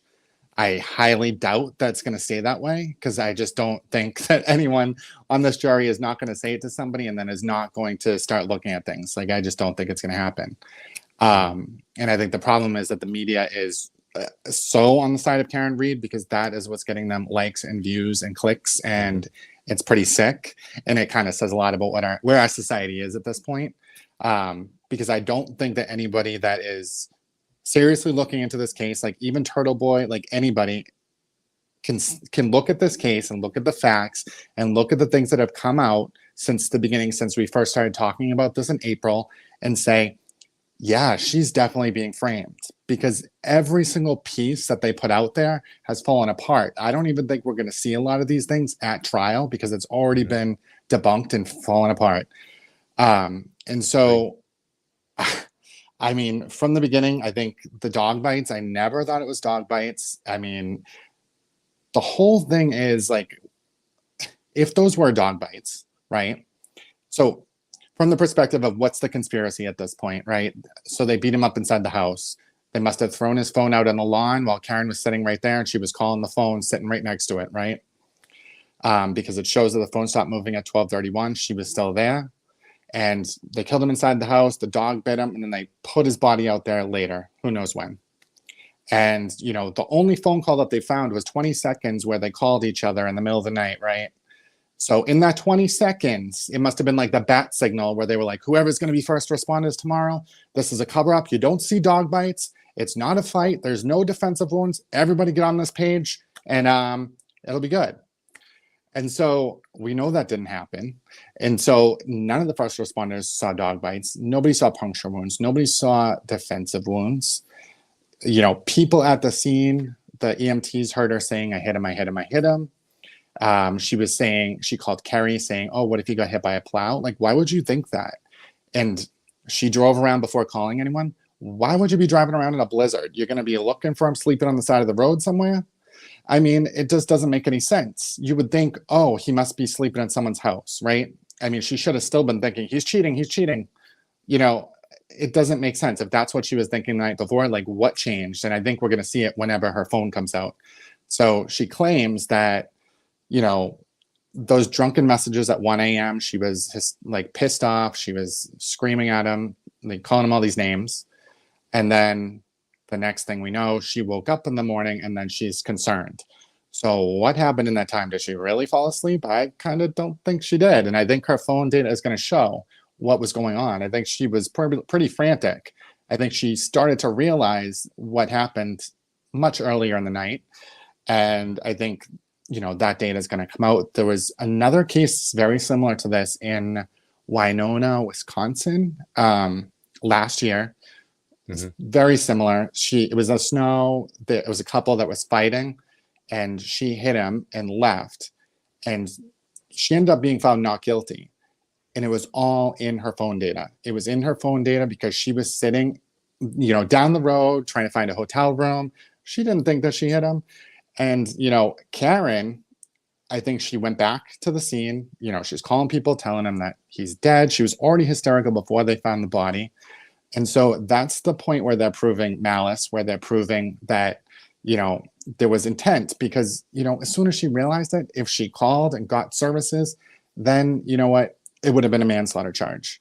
But because she held out and she orchestrated this whole thing, she probably didn't want to be at the scene with her car smashed up, finding the body drunk, because she would have been arrested on the spot. You know, she got these other people to drive her over there, and, you know, maybe they sectioned her, maybe they didn't. I think that's kind of up in the air, whether the cops initiated it or her father did. But if she was there with a smashed out car saying, I hit him, she would have been in jail right away. And the fact that she wasn't arrested right away, I think that kind of shows it's not a conspiracy, because they would have locked her up right away. They would have went after her right away. They wouldn't have to figure anything out. They already would have had things like the fix in. So, I mean, and then she goes to the hospital, and I think she admitted in the hospital. I think that's Jackson was saying something about there's some statements that she made in the hospital. So I think she admitted to even more people than we know about. So, I mean, that's going to be pretty damning. And I think that's why the father went on TV later and said, like, in the hospital, she said, I backed up and hit something. He's trying to change her words, just like she went on TV to try to change her words about I hit him, adding the did and a question mark. It's like they're trying to backtrack what statements they know are going to come out. And so it's not going to work. Like, it doesn't make any sense. So we have that. And the thing is, so they went and got a car, brought it to Dighton. So the father and the brother both aren't on the witness list. And, you know, the father was in the hospital, and he could be someone that's arguing against whatever statement she made, saying, no, she didn't say it that way. She said it this way. You know, saying did, or is asking questions. So he's on the witness list. That's kind of strange. And the brother that's picking up the car and driving to Dighton with them, he's not on the witness list. They both would have seen the car that morning. You know what I mean? So it's like, it's very strange that they're not on the witness list, because, you know, it kind of says they don't want to perjure themselves. I think they know more than we know. They know that there's like shit gonna come out, so they don't want to perjure themselves. And I mean, I think that's what it is, because why else would they not be on the witness list? They were there that morning. They probably talked to the family. So I don't know. And then the whole Aruba thing, I mean, overall, this is a domestic violence case. If she was a man that was treating a woman this way and the woman was found dead, there would be no question about it. But because she's semi-attractive and like people are just like treating her like she's a princess, and she clearly has major problems. And it's pretty sick because it's a lot of things, people that are supporting her like so hardcore, like all of these creators, the media, it's like, you know, do you have any integrity whatsoever? Yeah, It's they don't. really disturbing. And so I think we're just going to see, I'm trying to think of what else there is. Oh, one of the main things. So it seems that anytime that the defense mentions something, it's kind of a tidbit like the other way. And so one of the things when they were mentioning like the Brian Higgins text and that kind of thing on the night of them, like he was trying to lure him there. And it's like, we have no idea what the hell the text says, or like, because they jump to these crazy conclusions. But I feel like that's going to be a pivotal piece of the story. I think that's probably why she didn't want to go in the house, because she was trying to F the guy the week before. So like, she was probably very uncomfortable to go in that house. And, you know, is it going to blow up in her face and whatever? And I mean, I think that could have been one of the big reasons why she didn't want to go there. Especially if he was texting, well, he texted her, okay, or something right before they got there, or like when they were out front almost. So, I mean, that was probably what set her off. Like, oh my God, I'm going to be confronted. Like, I'm not going in that house. And then, you know, crazy people, when you confront, even if it's their wrongdoing, even if it's their fault, they start attacking you. And it seems like that could have been what happened. Because we know about Karen's like threatening her 63-year-old neighbor in 2020, I think. The neighbor, I guess, was like mowing the lawn or something. And she was like, shut up, call the cops, and threatened them saying like, you're going to pay, just you wait. And, you know, the cops knocks on her door and she never came out. But it's just that kind of thing. Like, it sounds like she's just snaps. And even in those videos where you can see she's smiling 1 minute and then she's like kind of getting in his face, like, it just seems like she's just a loose cannon. And so I think that's what we're going to see. And I think I don't know all the details about the Aruba trip and what happened, but it sounds like she just had a complete meltdown in the lobby of a hotel and was swearing and made a big scene, and then fought with John O'Keefe in the room in front of the kids for 20 minutes or something. But like a public meltdown like that, like that's not normal adult behavior.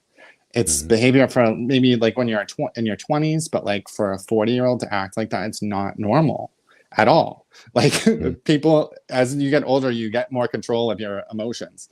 And so impulses, there could be some impulse control issues, right? So yeah, for sure. So, I mean, I just think those are going to be the main factors that come out is that she's a loose cannon. And I don't know. I just don't know if people are going to wake up or not. I think that the whole courtroom thing, I just think it's a joke. Like, it's just a delay tactic, because I think there is a lot of evidence. I think there's a lot of stuff we don't know, because I think it's all going to be in her phone. I think she was holding on to that for a year, and that's really going to spell it out. Because in a lot of these cases, like the Murdoch trial, it was the phone that sealed his fate.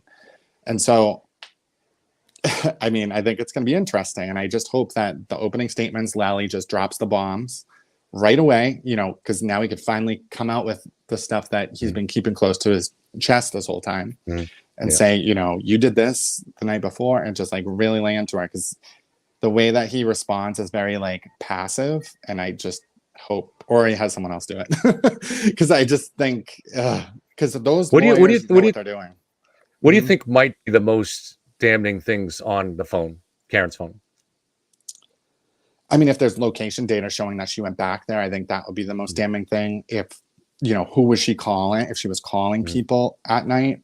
I mean, I just think that, you know, who knows? I mean, I feel like if she said something really like obvious, we probably would have seen it by now, where she was like, next time I'll hit you harder with the car, or something like that. But I think that she hit him with the car. I think that she, you know, we only know about the Kerry and the Jen calls, but I guarantee she called people in her family prior to that, at least, at a minimum. And so people are probably like giving her advice of what to do. And that's probably why the father doesn't want to testify, because they're going to ask him, oh, what did she talk to you about? That's probably why they're not on the witness list, because they're going to be like, oh, what was this phone call about? And the Commonwealth doesn't. I mean, the Commonwealth probably could put him on. I Yeah. mean, I don't know, but I think that just- the location data. Just go. So one of that Wisconsin, I think it was. I know the case you're talking about, and I forget her name. But one of the now that jury did acquit that person. However, Mhm. one of the big differences was her husband had been seen by witnesses beating her or roughing her up outside the car earlier at the bar before as they left, and then when she kind of escaped to her car to try to flee, he came around to try to stop her. So I think there was a perception that she left to get away, for basically to get away from him. I mean, in fear for her life, or definitely in fear for her safety. And so I think the jury probably factored that in. Yeah, for sure. And it's similar too, because she like looked for a hotel room, and then she came back to the house, and he was dead in the driveway, and she didn't see him until the morning. She went to sleep and then woke up in the morning and found him. So I mean, people like, oh well, all these people didn't see him, and all these people didn't do this. It's like a lot of things are missed at night. Like, you don't think anything's going on, you're gonna miss it. There's another case too where the woman like ran her boyfriend over, and she like attacked the mistress in the hotel lobby, and so it does kind of sound like the Aruba trip a little bit. And she had the woman, when she was running him over, had the kid in the car with her, and she ran over him like multiple times, like did donuts over him, and that was in Texas, I think. But I mean, it's something that happens, and it's not an obscure event. Like, women, that's one way that women can overpower men is using a weapon like that. And so, I mean, it happens. So, and in this case, there was definitely no issue of self-defense. So this was pure rage and whatever. I wanted to bring in the other two people, but go over two of your points that I think are really interesting that we don't really hear talked about too much. So one you mentioned really, I think, insightfully, how if you look at the way the police behaved, both the Canton police and the state police, they didn't really act like people that had got these orders to go fix the case. So I had some ideas now, but I want to hear what if anybody else has any ideas, Ness, Karen, or Grant, or anything more specifics from you, Matt. But I find that really interesting. Yeah, I think that was a good point, Matt. And I haven't really thought about that, but you're right. If they were planning on, like the whole town wanted to pin it on Karen because she's pretty, they would have done it right away. I mean, it makes sense. I mean, even that, I'm thinking about the video we did together, but the reasoning behind why they chose Karen. Oh, she wasn't a Canton person. Oh, she wasn't part of the family. She was prettier. She was classier. Like, none of that would make any of these people give up their future away from their children. It just doesn't add up ever. There's no reason that anybody would do that. Not just one person, but 90. I mean, come on. That's all I have to say about that. Well, there was actually. Go ahead, Grant. Please. No, please. I just think it fits into a pattern, which is all of this has been about attacking reasonable doubt by proxy through information that would never come in through a 401 and 403 analysis pursuant to the Massachusetts rules of evidence.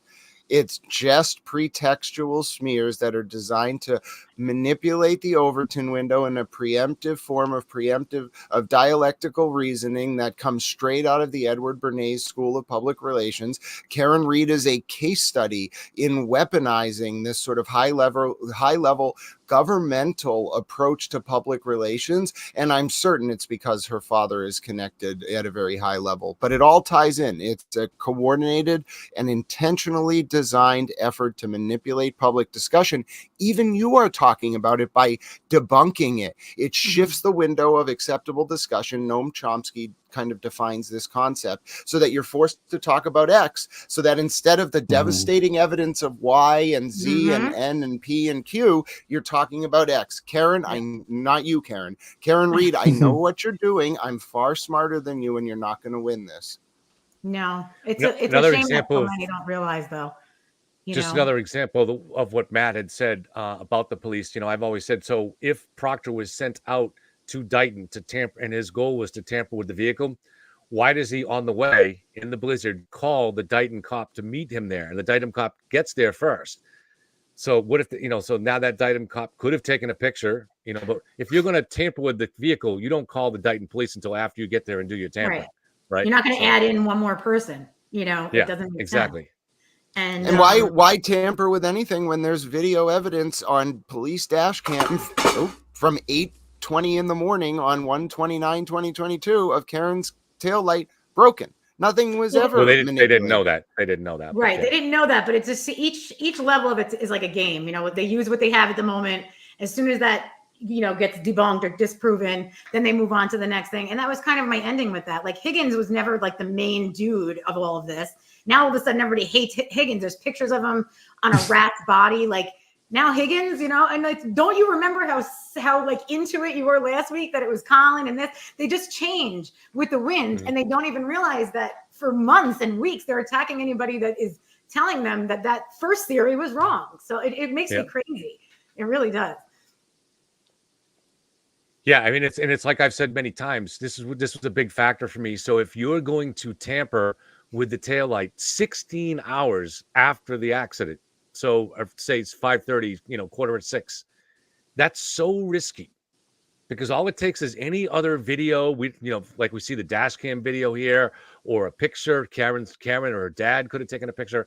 Any of that would have undone the conspiracy, and they'd all be going to jail. So it's just the kind of risk that nobody would ever take on in a murder case. Right. Not to mention, just to reiterate, the tail light was already broken. There is indisputable evidence as of 8 in the morning that the tail light was broken. So all of this, none of it was ever coming in. It was never going to be substantiated. It was literally just pretextual fear mongering of the worst kind. And every piece of evidence the defense tries to contest, they use the same form, same tactics, same approach. It's literally getting played out at this point. I rolled my eyes during the law and crime debate when the dog thing came up, because I was like, my God, it specifically was stated by the defense that it's not part of the case. Why are you talking about this if not to poison the jury pool? That means you're targeting my system of government that I will defend with my life and the integrity of this justice system. And I swear to God, Turtle Boy, you are the very worst form of this form of propaganda. You, Turtle Boy, represent everything that is wrong with our public discourse. And if we can't fix it because of you, then we don't deserve to fix it as a country. I think Matt also brought up another excellent point that to me, and I haven't heard anybody else say this, and I don't think it's probably something that's admissible in court, but the fact that Karen's dad and her brother are not being called in to testify about the condition of the taillight, or maybe parts of her behavior in the house or in the hospital. I thought that was a really interesting point. It is interesting, but why do we think that is? I mean, what could be the reason? Because she was like, you guys, I fucking ran him over. Like, I don't know what to do. Like, oh, no, wait, that's what she was saying. Wait, I know the answer to this. It's because I don't know if it's a common law privilege or if it's enumerated through statute and then case law, but there is a privilege for when you do something and then go to a direct family member and start talking to them. Oh, God. It protects them. But I thought that was only husband and wife. No, it's not. No, but it's actually not. And it's specifically after I'm really stretching my memory into some part of either evidence or criminal procedure where I was maybe playing a game on my computer. Please don't tell my professor. But there was a specific exception in Massachusetts in particular for when you commit a crime and then go to an immediate family member's house. It extends this kind of familial privilege that probably would prevent them from testifying to a majority of this. And I don't think really anyone needs that information through those two people, because every single piece of information about Karen Reed's mental state between 4:58 a.m. and probably 10 a.m. that day is documented through pieces of evidence that will come in either through 404B2B, which is the exception to the character evidence rule that allows for evidence of a deteriorating domestic dispute and the mental state of the victim in a homicide after that deteriorating domestic dispute to come in, plus the fact that hearsay testimony can come in against Karen Reed under exceptions as well related to mental state and motive and opportunity. So there's so much evidence, and Karen Reed's Karen's own statements, of course, come in because they're statements by a party, so they come in no matter what. So there's so much evidence against her that comes in pursuant to the rules of evidence. They don't necessarily need to put someone up there and cross them or put them up there as a hostile witness to get information out of them, because it's all there in the evidentiary record. It's coming in, it's damning, and there's nothing she can do about it. Grant, do you really have every single thing memorized to the letter and number like that? That's really impressive. Yeah, I don't. So sometimes I get a little confused because I can look up and I just see this like index of images and I can just read the documents and see them. So I just figured that's how people think, but apparently that's not the case. So I'm sorry for superimposing that on all of you. I thought that's just how we it's really cool. I mean, you must have like a 4.0. If you could just see it and then, take it a test, it's like right there in your brain. Right. My memory is so bad that a lot of times I can never remember if it's Grant Smith Ellis or Grant Ellis Smith. I can never remember that. I think if you ask my professors, they would say Grant does really well when he applies himself, but sometimes I think he treats law school as a hobby and he's more interested in protecting the integrity of the republic, but we don't fault him for that. So yes, I could probably do a lot better, but I'm really trying to help the republic, and I hope my professors don't fault me for that. And generally, I don't think they do. Yeah, I don't think so. It's impressive, I have to say. What do you guys think about Karen's request for redesigning the courtroom? How many years has the courtroom been there? When was it built? Anybody know? I would think it's pretty old. I mean, the whole thing is like it's been like that for 100 years, but like now the judge has to look at it because they're just such a pain. Really? And then so somebody was saying, well, nobody had a lawyer good enough as Yannetti to figure this out. And then one of the guys commented, he's like, you think this is the first time Yannetti, had a case in this courthouse? I was thinking it's Jackson because Jackson's from California. Yeah. But then I said, are they going to throw out all the prior cases because these people's rights were violated? I mean, come on. They all could appeal probably. Right. Technically, if she does rule that, yes, they need to sit over here. I said but that's the courtroom pink. That's the key to this whole thing, though, setting aside the hilarious interior decorating quips, because Karen, apparently, according to conversations that I've heard about, really likes to talk for hours on the phone about like plants and like what her home decor looks like. So maybe this is somewhat about that, but also it is about appeal. She's trying to create a preservable issue on appeal. I don't think they want like a 211.3 interlocutory appeal to delay. I think they're trying to preserve an issue for appeal because they're going to be stripped of all their other appeals because then none of them have any merit. They fail to present motions that would allow them to preserve objections. And they're going to be stripped of, I believe, the right. This is something I want to bring up actually. In one of the moving papers from the Commonwealth, I think it was on page 49 of the opposition to the motion to dismiss. Maybe it was in the response to the motion for sanctions, both of which were denied. The Commonwealth asked for there to be a colloquy between the court and Reed to basically say to her, listen, your lawyers violated the rules of professional conduct so many times during the pretrial process that if you go forward with them, you're not going to be allowed to raise an ineffective assistance counsel, assistance of counsel claim on appeal.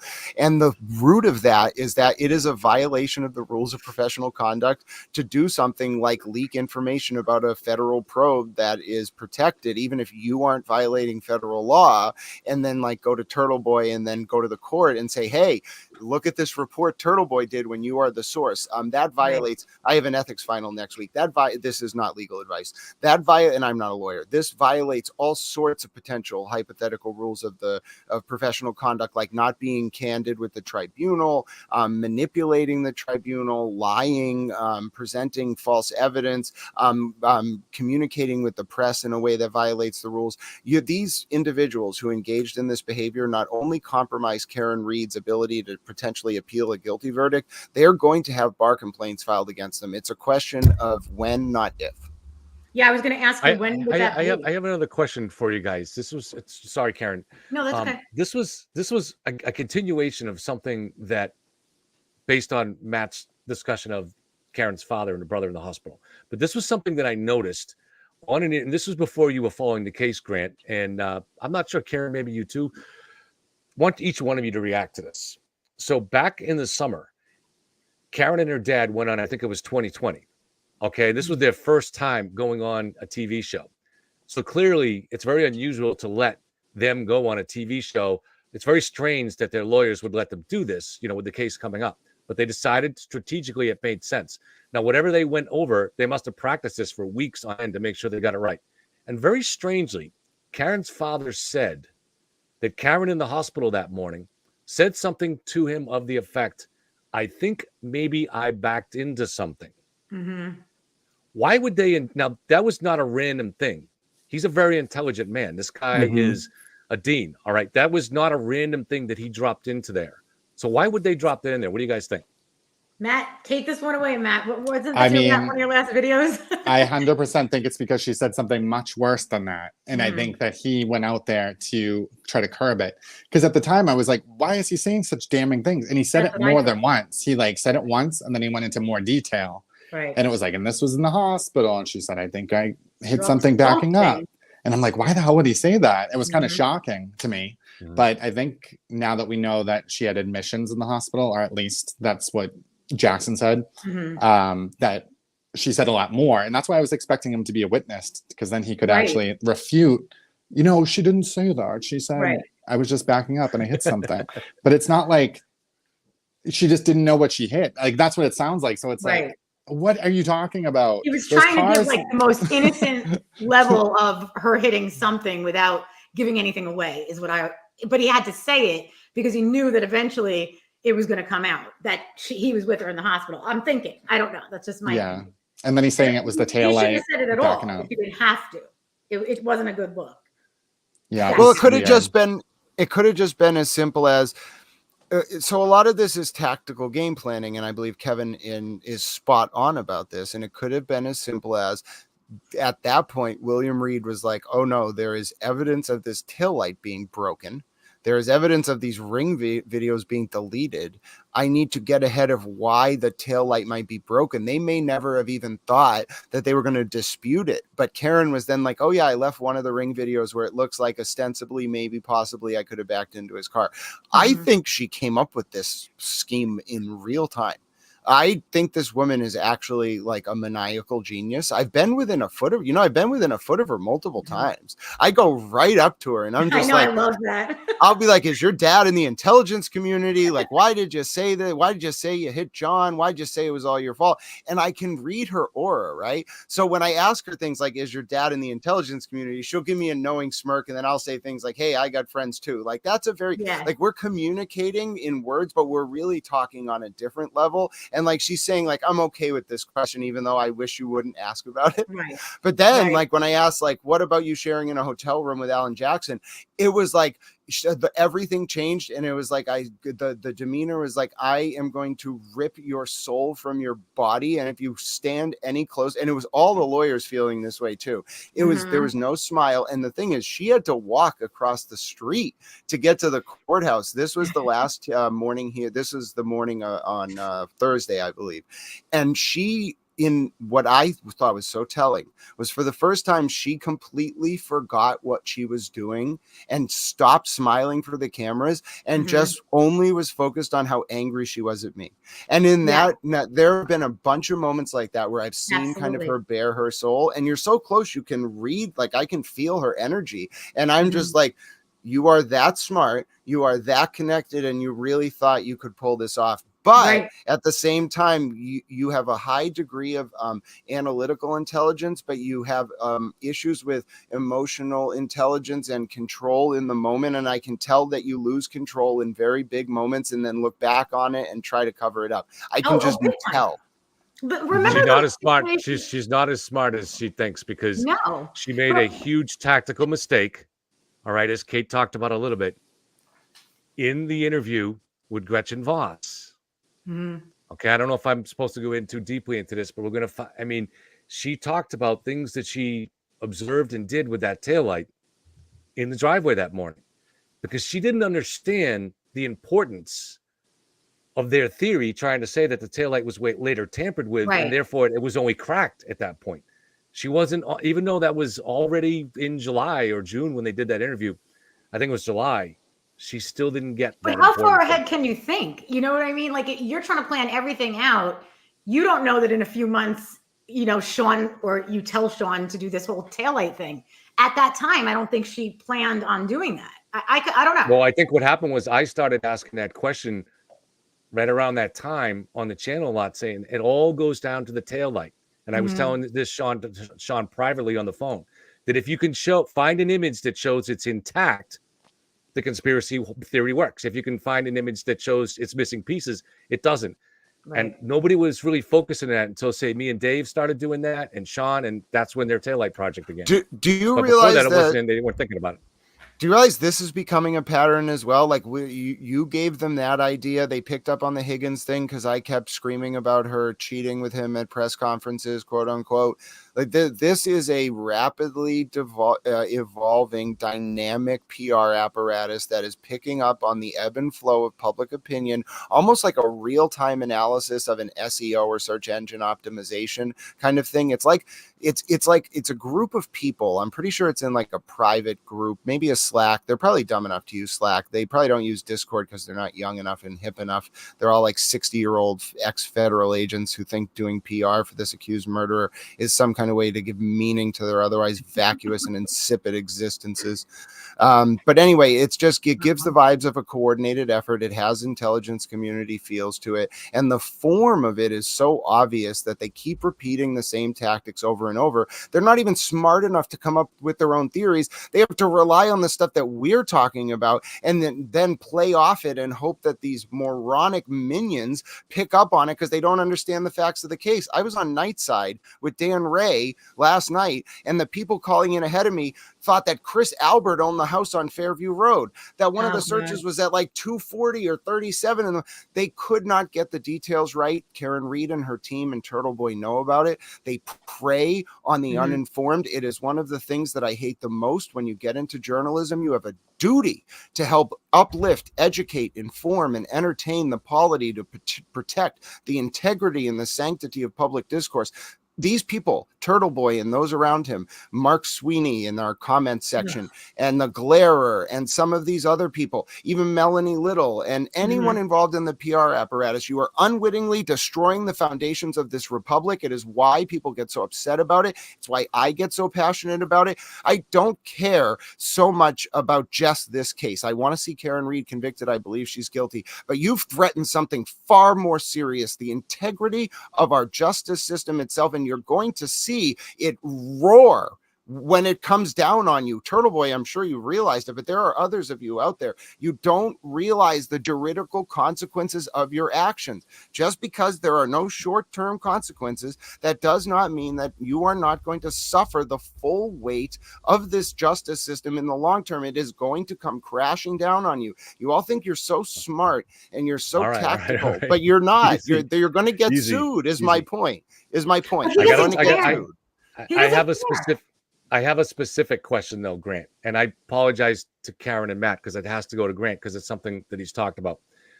What is, and just be the specific on what you know or what you can say, because I've heard a little bit about this too, and I've reached out. I really haven't been able to find much. But what is this connection to intel that you're talking about between Karen's father or whatever?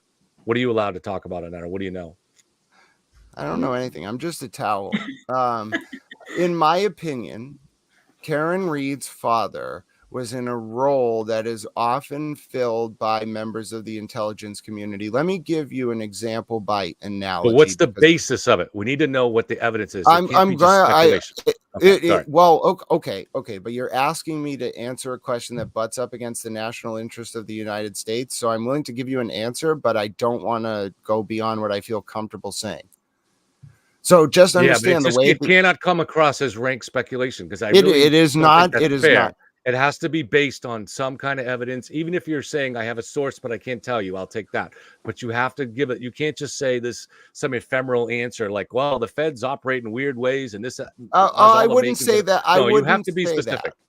I wouldn't say that, and I do think it's fair to push back, Kevin. But to just go out there and say, well, there is evidence that Karen Reed has a personal connection to Josh Levy, that's the foundation, doesn't make as much sense unless you think about William Reed as well. And just saying William Reed is Karen Reed's father doesn't make sense. Even saying William Reed is a Bentley dean doesn't make sense. But you know what does make sense? The fact that the firm that Josh Levy worked for, and Kevin, I'm sure you can tell us more about it, Ropes and Gray, I believe it was, before Josh Levy, thank you, became the acting U.S. Assistant Attorney under Rachel Rollins, had direct connections to Bentley University at a high level in the arena in which William Reed was operating. Now, does that necessarily mean that these people are members of the intelligence community at that time? No. But is it clear that Josh Levy then went to become the first acting U.S. Assistant Attorney and now the acting U.S. Assistant Attorney? Yes. The other thing I want to point out, Kevin, and I think this is incredibly important, is there is a documented playbook. You and I have talked about the OIG report into Rachel Rollins when she resigned. We know that when Kevin Hayden beat Ricardo Arroyo for this position of Suffolk County DA, Rachel Rollins started a probe, recused herself, and leaked the letter to the Herald. The playbook seemed to have happened again with Josh Levy, and he was in the office when Rachel Rollins was doing this and absolved any knowledge of it and said, oh, I didn't know what was going on, only to then apparently run the playbook again with Karen Reed. So if your question to me is... I'm sorry, you're not answering the question. The question, you said that Karen's father has a connection to Intel. What is that? What is the basis of your saying that? That's the question. I answered that. It is Josh Levy. You did not answer that. Are you saying Josh Levy is not part of the intelligence community by virtue of his position as the acting U.S. attorney? So wait a minute. So what you're saying is that just because Ropes and Gray was, well, Ropes and Gray was connected to Bentley College. And Josh Levy I see what you're. No, Kevin, I see what you're asking me. No, I see what you're asking me. Kevin, I have reason to believe, and I have a source, I'm not going to tell you any more than that the meeting in November of 2022 between Karen Reed, Josh Levy, and her attorneys was set up by William Reed. That is the answer to your question. I'm sorry it took me so long to get there. Okay. But it's important. I don't feel that it's appropriate, especially in the context of that kind of thing, to just say something like that. People have to understand the context. This is very nuanced stuff. But you shouted out at the courthouse, why is something about her father being connected to Intel? So I wanted to know, I'm curious about that. And I want to know what that's based on. Oh, because most human beings cannot call the U.S. attorney and say, I would like my daughter to have a meeting with the first assistant U.S. attorney. And Kevin, have you ever heard of someone being able to do that? No, but that's thin because we don't know if the connection was Eddie. We don't know if it was something else that, for instance, Josh Levy was just really looking hard for police corruption or something. It's just thin. If that's your only basis for saying the father was connected to Intel, that's very thin. If the reason the meeting happened was William Reed, would that change your perspective? But that doesn't suggest that William Reed was connected to Intel.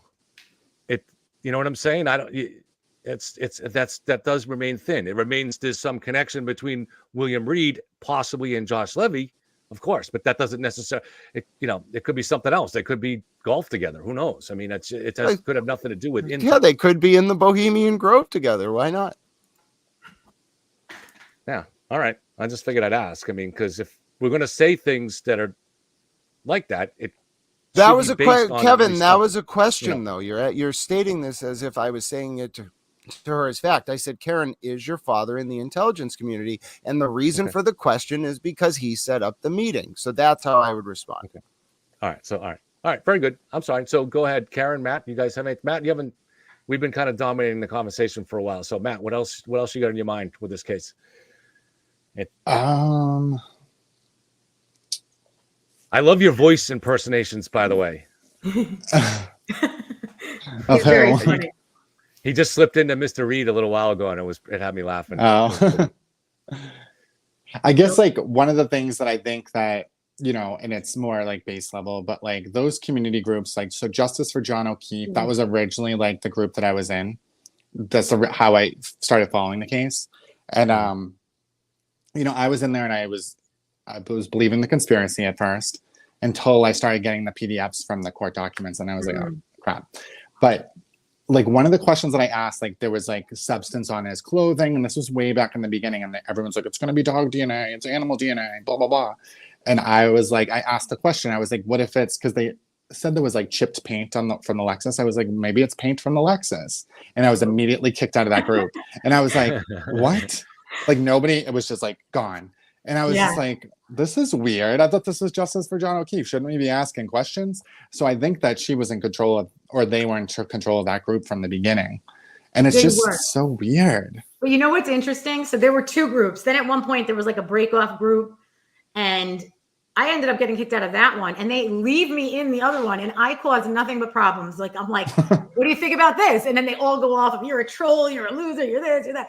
Like, I'm just like, kick me out already. Like, it's so ridiculous. You can't ask anything. And then I'm like, I don't know why they let me stay in. They know it's me. I'll probably get kicked out tonight, but I'm okay with it because it's like, they never stop. It's all night long. Last night, it was like until 12:30. One girl was just yelling at me. And I said to these people, I cannot believe the amount of hate that you have for me just because I have a different opinion. It's not normal. It really isn't. Same with you, Grant. I mean, they beat all of us up. Kevin, you get it more probably than any of us. It's like so sick. It's weird because it's like normally in cases like this, you want to like have the conversations. Like you actually want to get to the truth. Yeah, you want to find the answer. So like any idea idea should be like, okay, let's like think about it. Let's, go through the motions, see if this lines up. And like these people aren't doing that at all. It's weird. They just want to let it go. That was the point of tonight's show. And the ones that were going to come decided not to. And then they put out all kinds of memos on Twitter saying, don't go on that show. They want to just be in the echo chamber. Yes. In their own echo chamber. They don't want to face anybody else that has another argument. No. They just can't face it. Well, this was a perfect opportunity, Kevin, also because a lot of them, and they could disagree or not, but I know it's true. They don't want to go face to face with us where we're all able to ask each other questions. So giving us the 10 minutes was nice, right? They wouldn't have to go face to face with any of us. They still refuse to do that. So what they'll do is they'll take this video, and for 2 weeks, the Glarer will make fun of me on pause. Jellyfish will make fun of us on pause, make fun of us all week long. And that's how they do it. Like they can't have it, the real argument in person. They have to put you on pause and yell at you. That's it. You give them more content. Yeah, no, Jellyfish likes to make threats of violence, didn't you know? And then these people like to use us for clout. But what's ironic, of course, is that this, again, is a microcosm of why this case is so dangerous, because it's creating a defense of an accused cop killer industrial complex, which is running rampant because we have no checks and balances whatsoever on the public forum anymore. And you could go out there and literally sell people of the piece of the Brooklyn Bridge, and barring some kind of intervention by the justice system, if they cared enough, you could probably get away with it. They're doing they need more money for Karen's defense fund tonight. Oh my God. It's like nobody checks on it either. Nobody checks on where the money's going. But I mean, by the way, I got pink on. Oh, look at you. Kevin must have flipped. You flipped. It's going to be all over Twitter. I flipped like Higgins and Judge Canoni. Oh my God. I got to go put the kitties to bed, but it was very nice chatting with you, and I will see you on social media. Thank you very much, Karen. You did great. I'll drop one piece of information before I go, which is that someone mentioned the Facebook groups. I actually have some sources who are telling me that Karen is much more in control of at least the main group than people realize on Facebook. And I think that could cause some issues in the context of the potential pending indictments for Karen and Turtle Boy related to conspiracy and witness intimidation. But I like to leave on a high note. So, And I have to wave to someone and say hello, but they shall remain unnamed. So good job out there, friends. Hello. All right. Excellent. Thank you very much, Grant. Appreciate it. All right. Matt, you got anything else you want to add? No, I mean, what he was saying, like, I think I agree. Like, I heard that Karen is actually in those groups, liking all the comments. She's totally engrossed with this thing, and she like loves it. She's like feeding off of it. And I'm just like, people that are close to her must be like, oh my God, she's a crazy bitch. Like, even if they're on her side, you know what I mean? So I'm just like, I just can't wait till this trial gets started. Let's go. Yeah, I know. Finally, looks like Tuesday. I think Tuesday's today. Let's hope. All you need is 4 more jurors Monday, so it feels like that should be doable. I can't wait. Tuesday should be a good day. You're down in Florida, right? So you're not going to be coming up here to attend any of the circus? Maybe. We'll see. Oh, We'll you're see gonna how make it up? goes. All right. It's, I don't know. It's crazy. If we go down there, we might need some security. Yeah, right. Oh God. Right. All right. Well, great. Thank you very much for joining us, Matt. You did a good job, and I appreciate it. All right. Thanks a lot. Okay, this Have a is good Matt night. from Boundless Millennial. Check him out on TikTok. All right. Thank you, guys. All right, guys. Thank you for being here, and I'll stay on and take on some questions. I know I'm sorry we weren't able to follow the questions. It's not easy with 4 people in there too. I did see that Victoria was talking about Higgins flipping. It's not rational. It's not logical to think that Higgins flipped. And the reason is pretty simple. It's this. I'm not saying this because I'm anti Karen Reed. It's just logic. Okay. So in the last hearing, when the judge challenged the defense, Alan Jackson specifically, said if you have not, the prosecution has filed a motion that you can't use the third party culprit. And it's up to you and you did not file a motion opposing that. And so the judge was like, I'm inclined to let you have this tool, but you have to give me a reason in order to justify it. And I've seen no reason, she said, in any of the documents and in any of the hearings. I have seen no specific reason that points to a third-party culprit. Nothing. And so this was Alan. Was that Yannetti at that point? I forget if it was Jackson or Yannetti responding to that. And I think it actually was Yannetti. And so what he had to do was come up with a justification, just any kind of a theory that says, yes, maybe plausibly there could be a third-party culprit here. And as he stood there reaching for it, one thing he didn't say was that, yes, inside the federal documents, we can see that Agent Higgins is cooperating and has said that John went inside the house, or he was killed inside the house, or he was killed by a band of thugs from inside the house on the lawn. He doesn't say anything like that. And he would. Now, of course, if he did say that, they'd also throw out the case. So maybe he wouldn't get paid as much. I don't know. But that's, if Higgins had flipped, that would be in the federal documents that were turned over. The state would have dropped the case. The judge would have looked at the state and said, why aren't you dropping this case? And if none of that happened, certainly Yannetti would have said, hey, guys, the feds have another federal agent, one of their own, an ATF agent who was in the house, who saw what happened and is now flipped and is cooperating. That didn't happen. Yannetti didn't say that. So it's not logical to believe, even in the mysterious pseudo-intellectual possibility that Higgins flipped. He could not have flipped. One of those people, certainly Yannetti, would have pointed it out. So to believe in that Higgins flipped, you might as well just believe that a leprechaun killed John. I mean, an angry leprechaun, that John stumbled across his pot of gold in the bushes out there, because it's crazy. All right. And you'd have to accept that maybe somehow the feds found withheld evidence from what they turned over to both parties. But if that's the case, and I've said this here before, then the feds need to put the handcuffs on their own wrists, because the feds signed a protective order with both parties saying that they would turn over any relevant evidence that was inculpatory or exculpatory and turn it over to both parties. So they signed that. They said they would give them anything they had that was relevant to the investigation.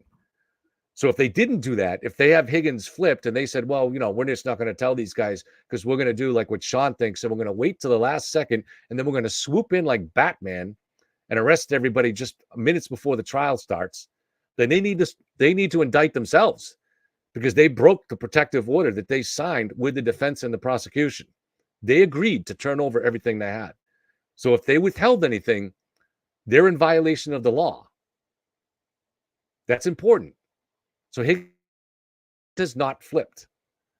All right, maybe you think Higgins flipped after all this, right? He flipped last weekend and just nobody knows. But is that really what you believe? I mean, how absurd are we going to go down the road here? You got people like Sean that have been saying that the feds were all coming on the 15th, first February 15th, messaged numerous people to this, now denies he said it. And then he started saying for weeks that they were going to arrest everybody on April 15th, Patriots Day, posted on this a countdown. So 5 days before, he would say, all right, 5 days till it's over. Then when it was 4 days till it's over, and they come in and arrest everybody. 3 days, 2 days, 1 day. He did every day.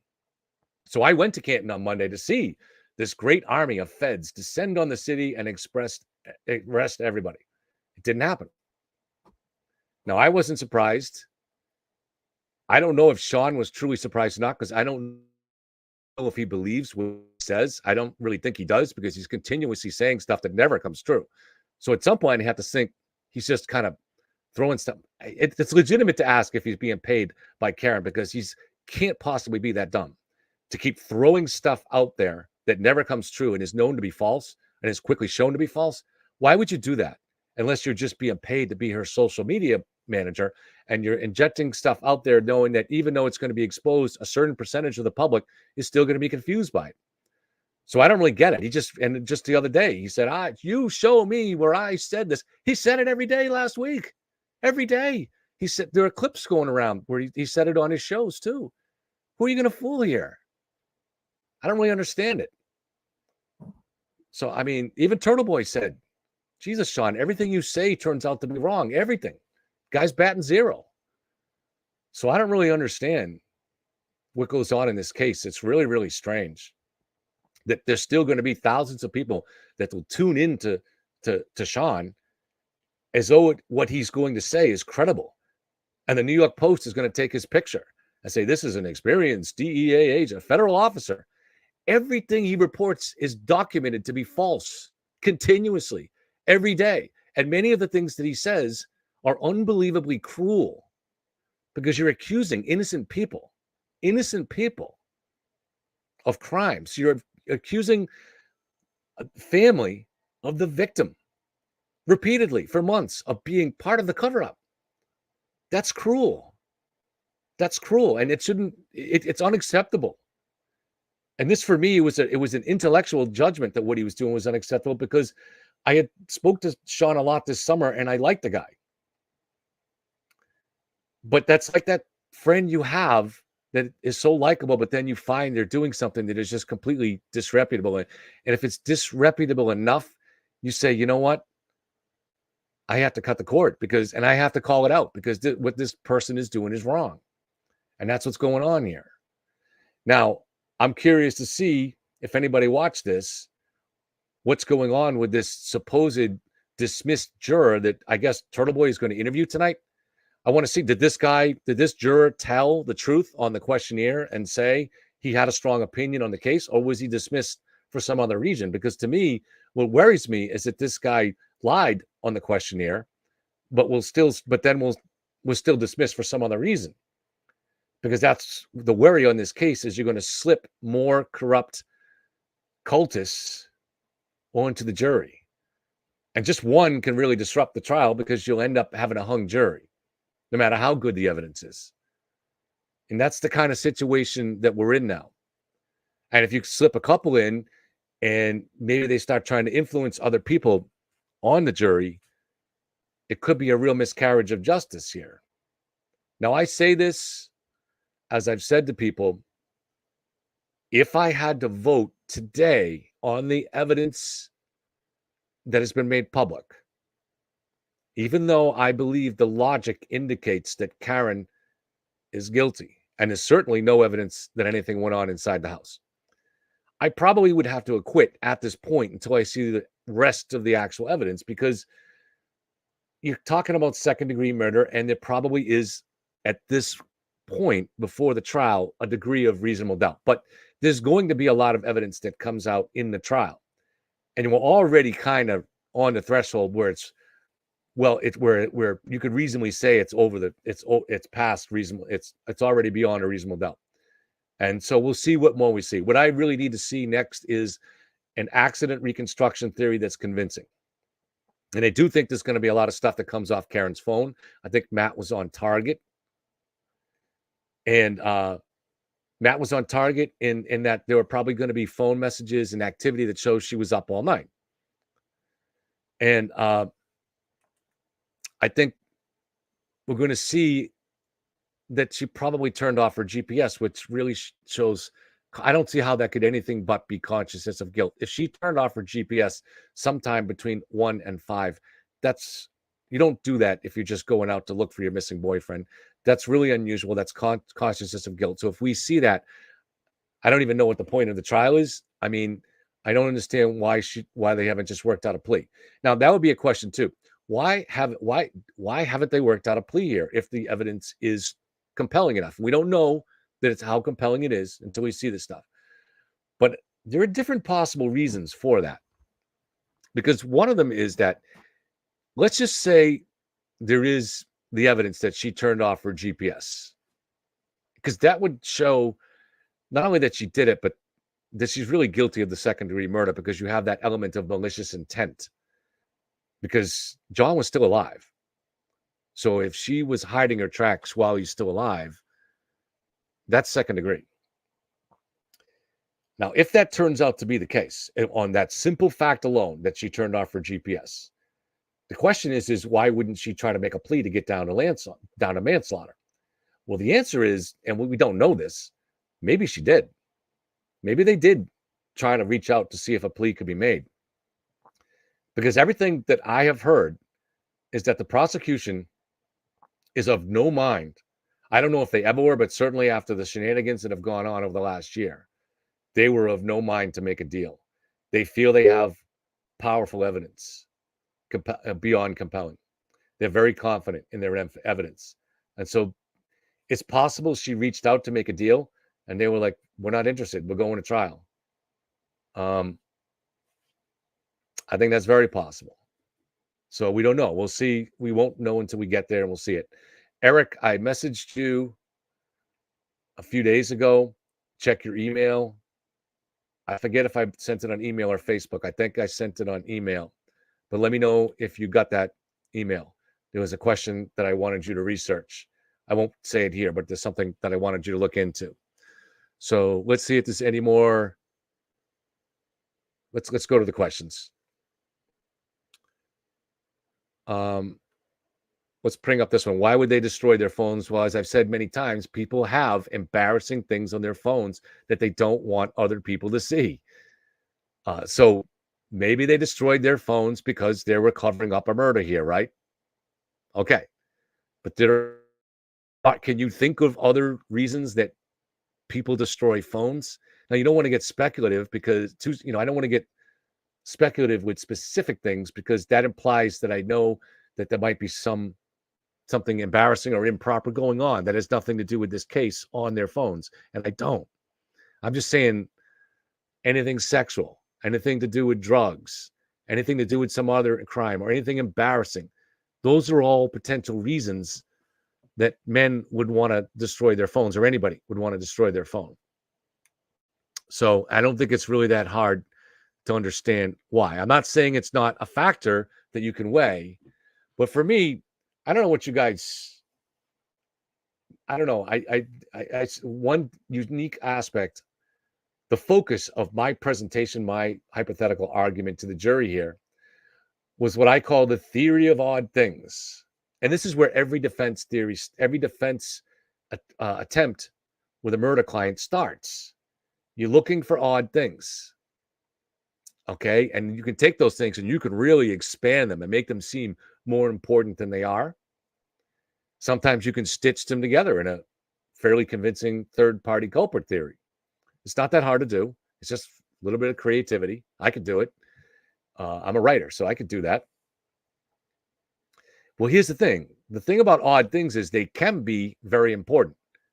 They can be very meaningful if the fundamental evidence of the state's case is not really convincing, is not really airtight. If that fundamental evidence has serious holes in it, then those odd things become mountains. They become very, very important. They might even reveal what really happened. However, if the evidence is pretty much airtight, if the fundamental evidence, that basic evidence at the core, shows that there was nothing else, no other reasonable explanation for what happened, then those odd things will still be there, because the odd things, you will find odd things in every case, especially every high profile case like this, because it kind of draws people out. But in every case at all, or any large enough human activity, doesn't even have to be a crime case. If you dig in there and start looking at everybody's messages and start looking at everybody's behavior, you're going to find some odd things. It's just inevitable. You will never find it. So in the world of crime, you can investigate every murder ever. And let's just take the cases where there's no witness and no video, or so the state has to build a case on its evidence. In every single one of those cases, if you go looking at all of the evidence that you can, just the evidence you can get between what the state digs up and through discovery, you look at all that evidence, and through when you're looking back at the investigation and the notes and the interviews and all the actions of various people involved in the investigation, and also what you can dig up with your own private investigators and your own forensic data people, you will, in every one of those cases, find odd things that you can seize on. So the key thing is whether or not that foundational evidence adds up. And a lot of times in these cases, unfortunately, it doesn't. Sometimes it can be pretty thin. It's not easy, and you would like to think that if it's a little bit thin, a state won't go to trial. But in some of these cases, there's a lot of pressure, especially like child murders and things like that. And so sometimes historically, prosecutions have gone to trial with evidence that is really too thin. And sometimes even innocent people have been convicted. There's no shortage of that. So you have to look at the odd things are going to be there no matter what. So, but you have to look at that foundational evidence. And here, and this is for me, and this was just from looking at this evidence during the summer and asking questions. And then as I started getting documents and things in September, and that's when I realized there was just no opportunity to plant evidence here. So first of all, unless somebody was planting evidence, Karen is guilty. The physical evidence indisputably links to her SUV. The data links, all kinds of stuff links to it. But it's just the physical evidence links to it. So unless somebody was planting that physical evidence, Karen is guilty. And then when you go to the next step and you say, where was the opportunity to plant that evidence? That's the problem here. There was no opportunity to plant that evidence. And it's even less now that we know that that the SUV arrived we knew it left Dighton at 4:18. It's a 45 minute drive, but it's rush hour during a blizzard. So we didn't know, when I've talked about this for over the last 8-9 months, we didn't know when it arrived. But we now know, according to Yannetti, it pinged inside the garage at 5:36. Now the main taillight piece was found after digging at 5:45.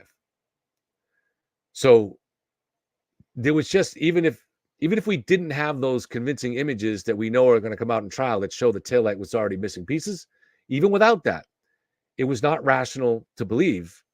And I didn't have those images back in August and September. But I became convinced that there was no conspiracy just because of the time and the lack of opportunity. So the idea that they were going to tamper with this taillight inside the garage and then race to the crime scene that was already filled with the state police search team starting their search, and they were going to go out there and bury these pieces because they had to be buried deep in the snow, it just wasn't plausible. And now we know it was impossible because the SUV didn't ping until 5:36. So the earliest that maybe those guys, if they were going to rush to the scene with evidence, they could have got there right around the time that the main piece was being found. So it's just not possible unless everybody on the search team, the state police search team, was in on it. And that's just crazy unlikely. No one has that kind of pull here. This isn't a national assassination or something. There's no reason for that kind of a widespread conspiracy. There's just nothing to justify that. So just looking at that foundational, fundamental evidence, you had to conclude just logically that there was no chance for a conspiracy. And now it's that much more conclusive because when you zoom in on that picture at 5 o'clock, you can see it's clearly missing pieces.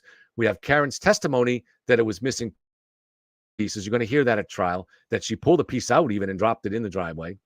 And you're going to have the 822 video, which dash cam video, which Lally has said and other sources say is clear and shows the condition of that taillight as missing pieces and as more or less what was found later on.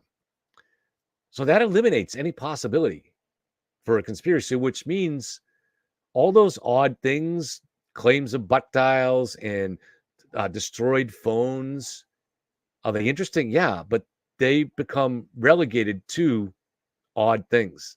And this happens in every case where there is that strong, compelling, foundational evidence that eliminates all other possibilities. Because that's what's happened here. All the other possibilities have been eliminated.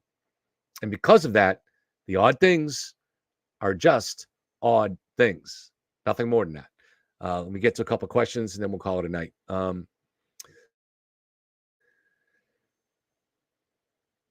Let's see, go to people that are actually asking questions. And I know you guys have conversations in chat, so that's good. Thank you, Tom, for keeping this civil. I know it was probably a little more of a challenge tonight, but I appreciate it. And I've been getting compliments from other people that they appreciate how civil chat is. So Tracy says, for those of you making fun of panelists, look for clothes. That just reveals you have no valid argument. Yeah, I agree. I mean, don't be shallow. Make your argument on the case. This is what's gone on. I'm sure people on both sides of the aisle have done this, but really, I've seen this. It's very common in that turtle rider crowd to go digging for dirt, to make up shit. It's disgusting.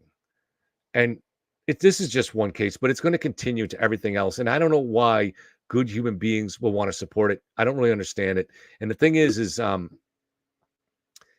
understand that probably are some people that support it because they think maybe the mainstream media tends to be biased and all on one side in various issues. Yeah, I get that. I like the idea of a turtle boy. I just don't, the way this particular crowd and this man who runs it operates is unacceptable and is dangerous.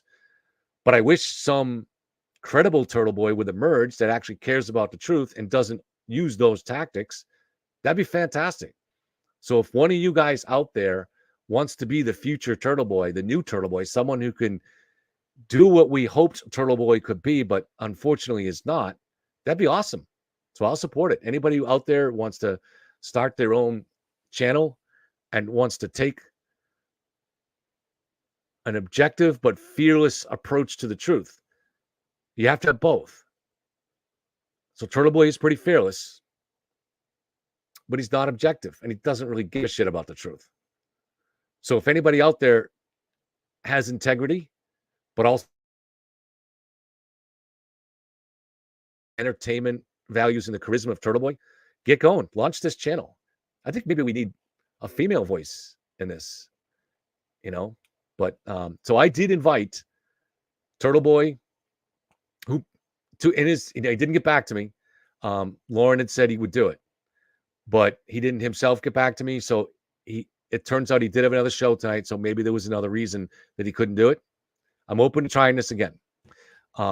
It's disappointing that nobody from that side was willing to come on and try to make the case in what we were trying to set up as a neutral format so people could stream this on their own channels too. So it wasn't about trying to get people on my channel because they could stream it on their own channel at the same time. So nobody would have to come over and watch me. They could stay over on Turtle Boys. But he didn't come over. I reached out to Young Jelly. And the jellyfish gave me some kind of answer. He wasn't going to appear on the same show as Grant. And I said, but you're not going to be in the room at the same time as him. You'll be able to come on and just make your case. And you'll be uninterrupted. You'll have the full opportunity. Just come in and make your case. And I said, Kate is willing to go on at the same show as Aiden. But he wouldn't do it. And then he went to war on Twitter and posting a bunch of nonsense. This is what they do. I invited the Glare. I don't really have a lot of respect for what he does, but maybe he'd surprise me and come on and make a 10-minute argument or even a 3-minute argument if he wanted to. I don't care. And I would have, if he wanted to come on and make a 3-minute argument, and then if he wanted, I would have been a facilitator after that. I wouldn't have been trying to attack him or trip him up. I would have been just like helping him try to make whatever case he wanted to make. Now, he's someone that talks for hours on his own, on his channel. I think daily, right? So I don't see why he would have had trouble talking by himself for 10 minutes. But could he make a coherent argument? That I don't know. I don't really see that on his channel, but I don't really watch it much. So whether he could or couldn't, I couldn't tell you. But I can tell you, I did invite him, and he didn't respond. Lauren, I'm just not even going to get into. I also invited Sean. Sent him a polite email. Instead of replying, he went to Twitter, as he does, and posted the picture of it that I sent him and spouted a lot more nonsense. What can you do? All you can do is invite them into your house and give them a chance. And if they don't want to, I can't do anything about it.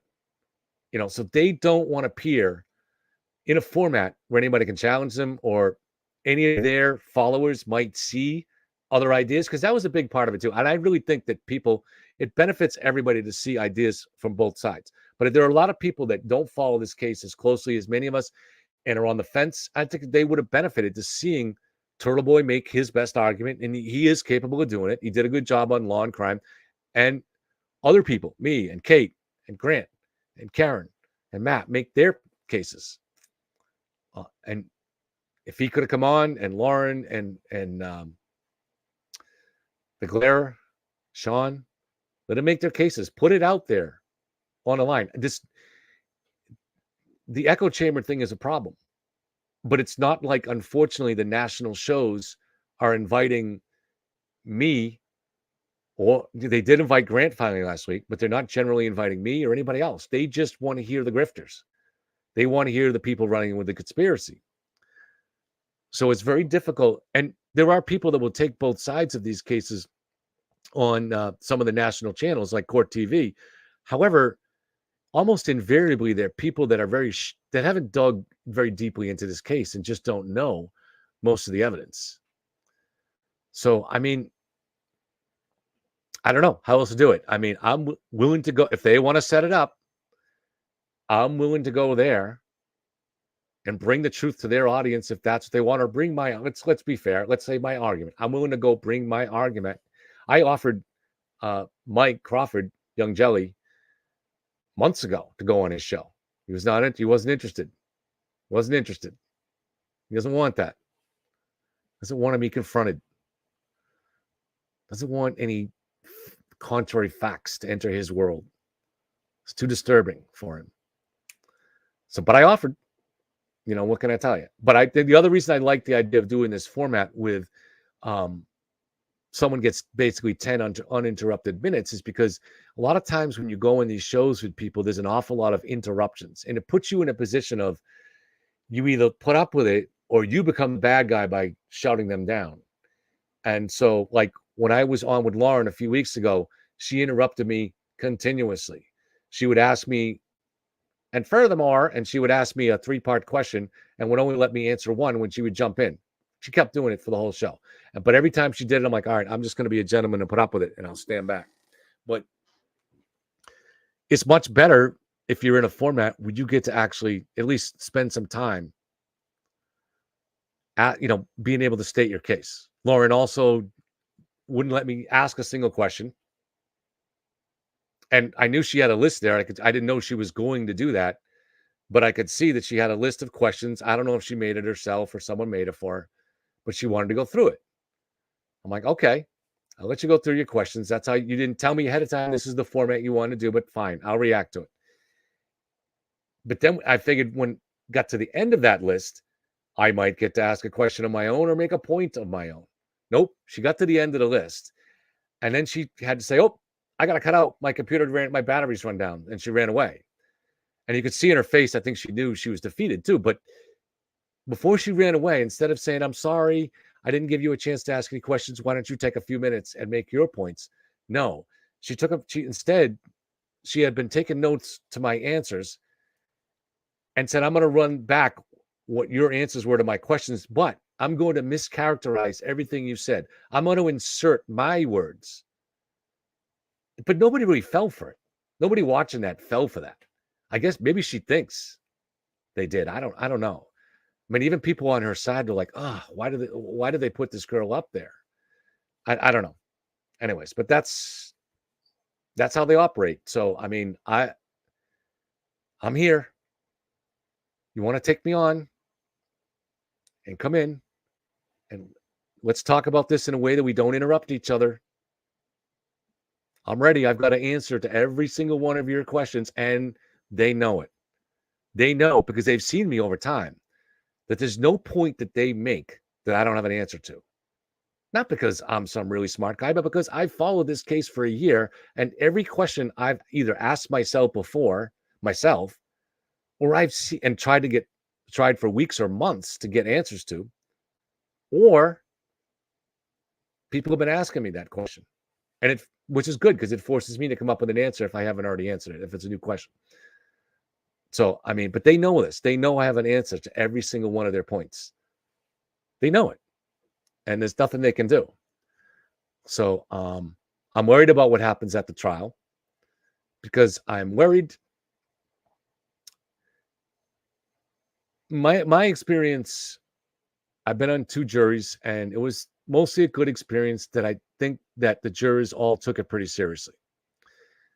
But it wasn't a crime case. They were civil suits. So I don't know. It's one of the things about this case that really bothers me is that it just seems to me that so many people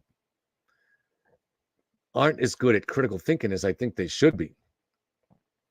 And especially once people have ideas already in their head, ideas in their head or an emotional feeling about a case for a certain reason, they can't seem to overpower it. They can't really look at evidence. So like when I bring on that image that clearly shows, pull it on again for the millionth time.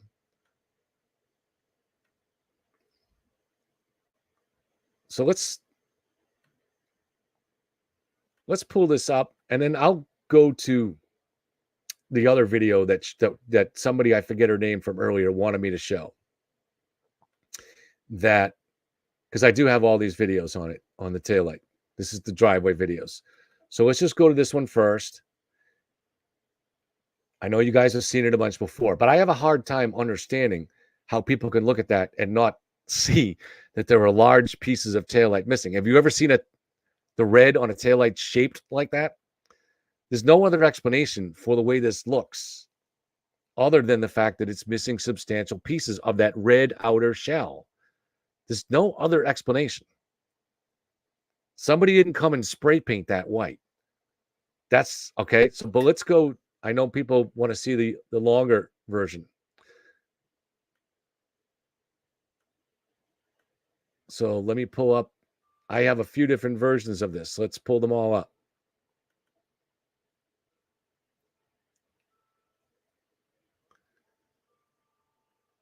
So I think this is actually the full version of the driveway, but I have another one that focuses.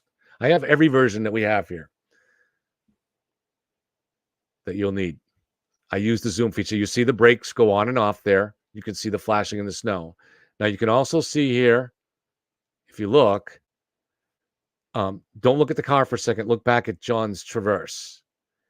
Now, the great thing about the fresh snow here is that if an object fell into that snow, so for instance, if Karen had caused that damage on her taillight when she backed into it, those pieces will be visible in the snow.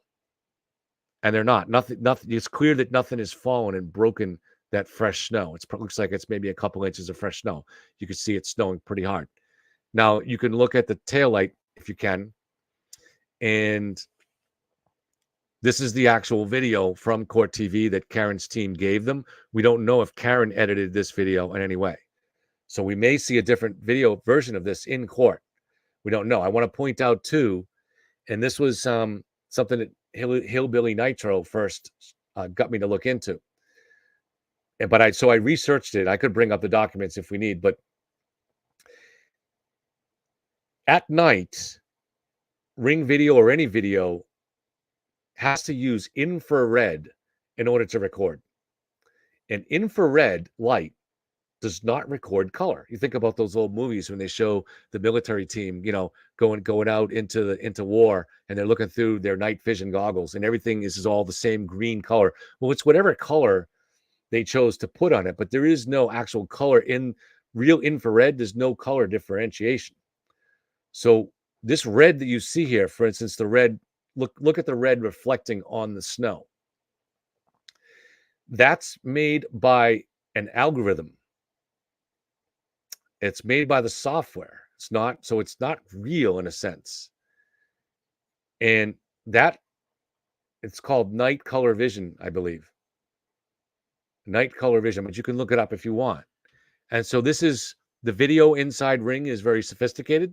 So this doesn't look like what you used to see in those movies through the military goggles, right? Where everything is all the same funky color, that same kind of off green or off blue or whatever they use for, or off red.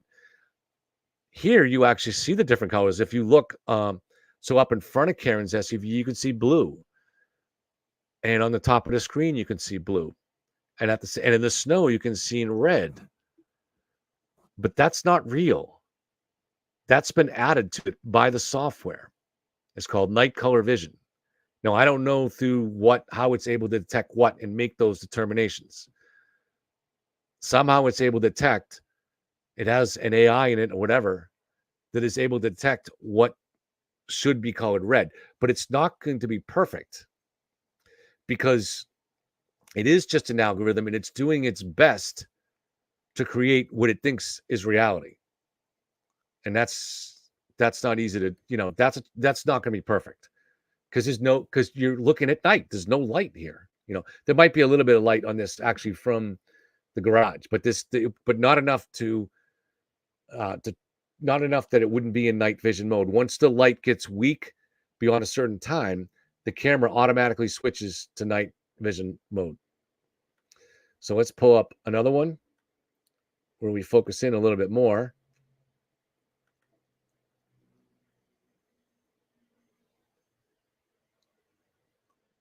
So this was not the version made by Hillbilly Nitro. This was the one that I just zoomed in from what Karen put on Court TV. But you can see the same broken pieces missing. And once you see them, you can't unsee them. If the question is whether your mind can filter it out if you don't like it, but you can see that same pattern. It looks a little clearer when we zoom in it on Hillbilly Nitros, but you can still see it here. It's clearly missing pieces. And I have another one.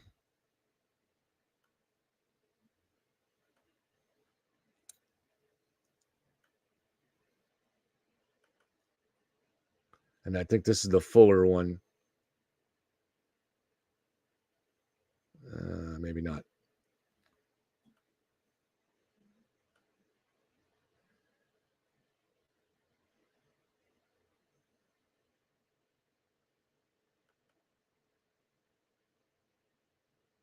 Yeah, this one just zooms in a little bit more. But so let's go to all right, so let's go to this one. Unfortunately, I don't have the one at the moment that zooms in on this, but let's pull back a little bit. And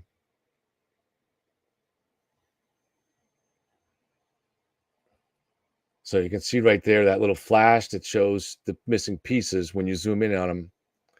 Now, this here is somewhere between this and the next couple of frames is the one where people say that this proves that there's nothing broken because they're looking at the back of the taillight.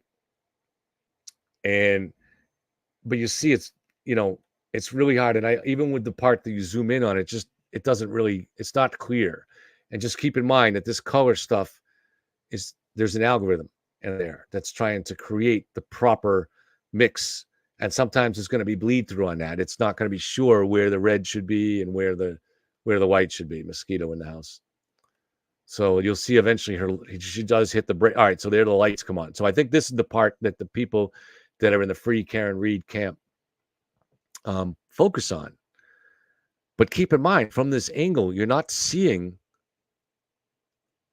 the main piece. The pieces that are missing is not on the back. It's around the corner, right around the corner of the taillight. So you really need more of a side view. And this is a very distant view. And again, you have this algorithm that's processing this stuff. So, but if you You just can't ignore that. There's clearly big pieces missing.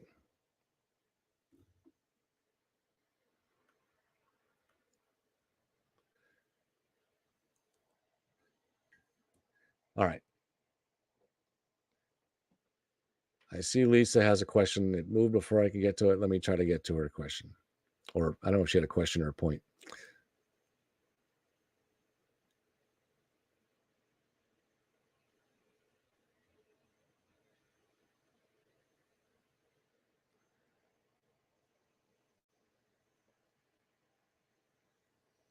Steve asked a question. Were there any pieces of tail light found in the wound on John O'Keefe's head? I don't know the answer to that, but I haven't heard that. But we don't know the accident theory yet. And Adam Lally implied in the last hearing that it was not the taillight that caused the injury to John's head. So what does that mean?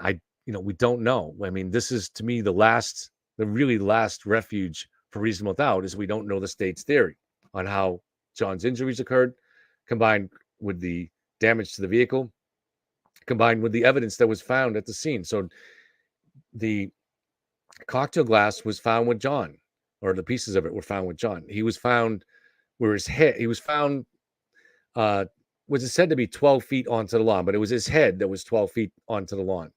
So say he was found, his feet would have been probably 6 feet from the street, 6 feet from the curb. So that's still a pretty good distance onto the lawn. And somehow the cocktail glass ended up with him there. In addition, the straw from the cocktail glass ended up with him, which I always found to be really kind of interesting, because even back in the day, I was like, well, even if they took John out and dropped him on the lawn, and in addition to that, they took out the cocktail glass and dropped the pieces next to him, but they actually thought to drop the straw. That I always found that to be interesting.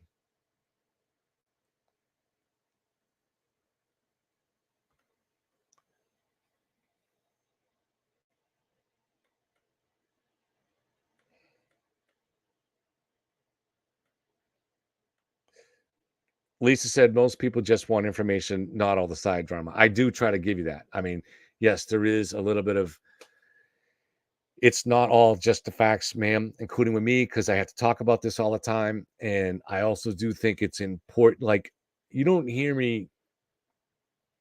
I don't really know much about what goes on with Brian LTL's show. He's obviously all on one side, but I don't hear him. And if he's doing this, I don't know about it, but I haven't heard of him putting out all these false reports attacking innocent people. Maybe he does. I don't know, but I haven't heard it. And the victim's family. So, or using some of the other nasty tactics that get employed. So I've never said a bad thing about him. And when he opened up his new studio a couple months ago, I said, congratulations.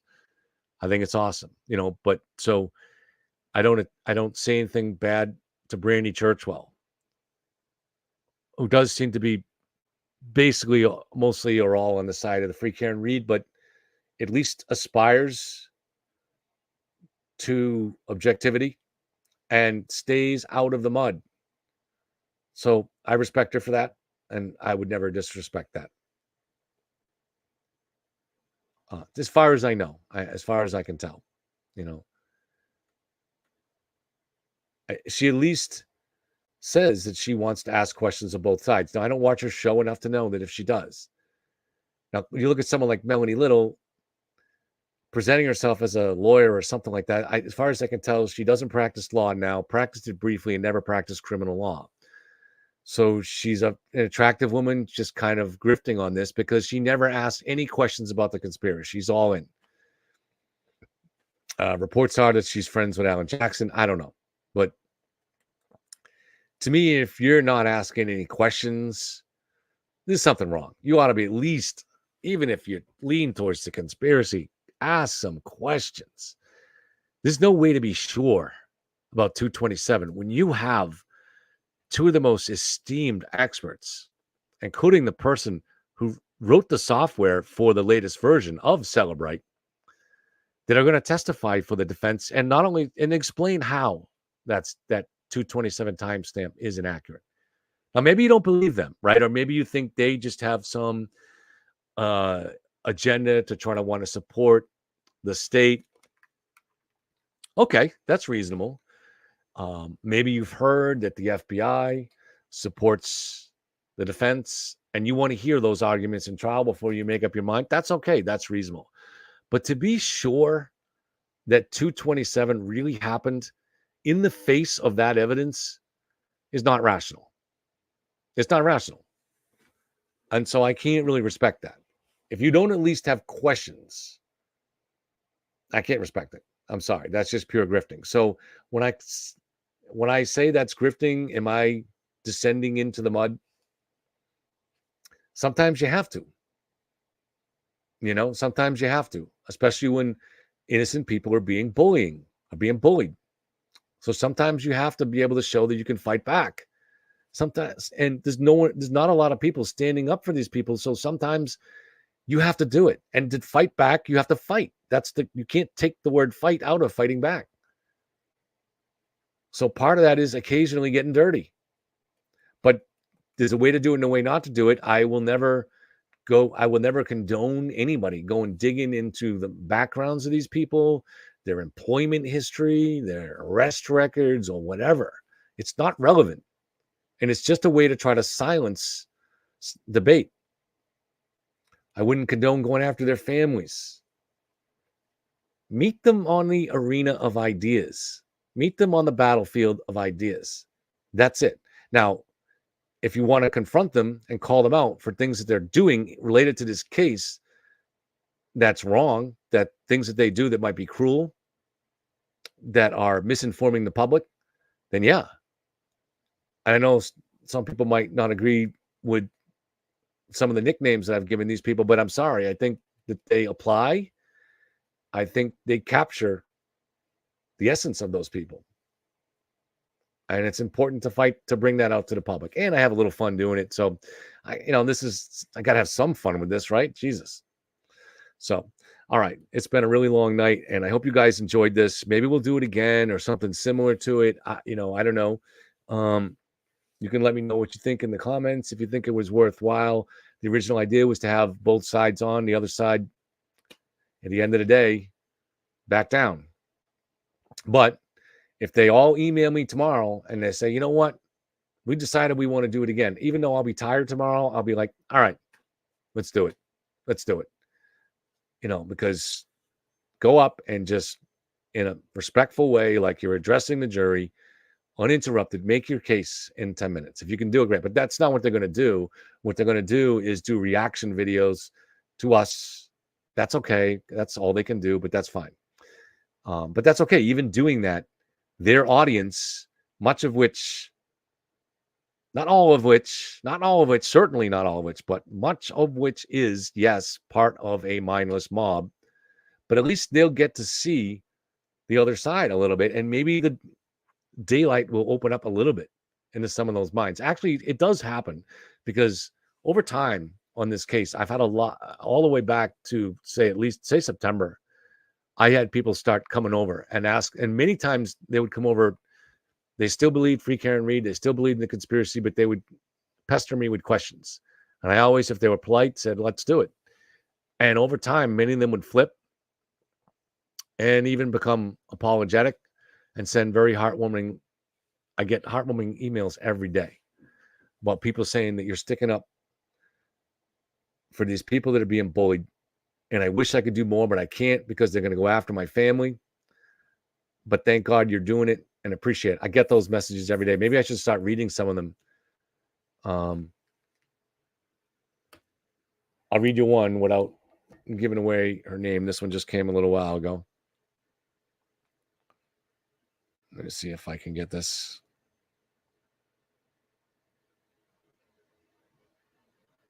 I think this was actually...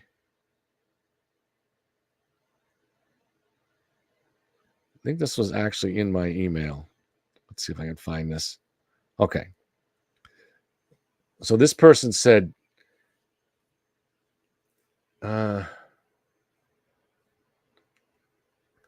Sorry, that was my reply. All right. Hi. I wanted to let you know I donated to you through PayPal. I go by, I'm not going to say it. She tells me her name. I just wanted to tell you, I think you are brave sticking up for the O'Keefe family and their friends. And I hate, absolutely hate, that everyone is attacking you 24/7. I don't know how you do it. I would have went crazy by now. Think you're a good man. I am proud of you. And you will always have a little piece of my heart. You are too sweet to go through all this. Oh, I don't usually get called sweet, but thank you. Oops. Also, I am not writing to hit on you. I'm married. Okay. We'll skip the rest of that. But yeah, you get appreciative messages like that. And I mean, they're appreciative, and I'm very appreciative of the support because, yeah, obviously there's been a lot of heat that comes my way, but I don't really care about the heat. I'm more happy just to have the good people that are willing to talk. And that includes people that are respectful from the other side. So Tom's doing a good job managing all this and trying to keep everybody in line. It's a long night for him, so he has to have a little fun with it too. But when we see him, for those guys that say, go use this on buy a beer for Tom, I promise you I will do it. I might even make him do a shot, but he hates shots. Tom Fleming is not a shot man. One of the great joys in life is giving Tom Fleming a shot and watching the face that he makes. That's one of my great joys anyways. So maybe this summer I will, as we get older, he doesn't like to do those, but maybe this summer we will talk him into doing a shot. So just one, Tom, just one. Maybe we'll even go live and show everybody do it. So everybody gets to see the shot, the shot face that Tom makes. All right, guys. Thank you very much. I appreciate you being here. Thank you, Tom. And we'll see everybody soon.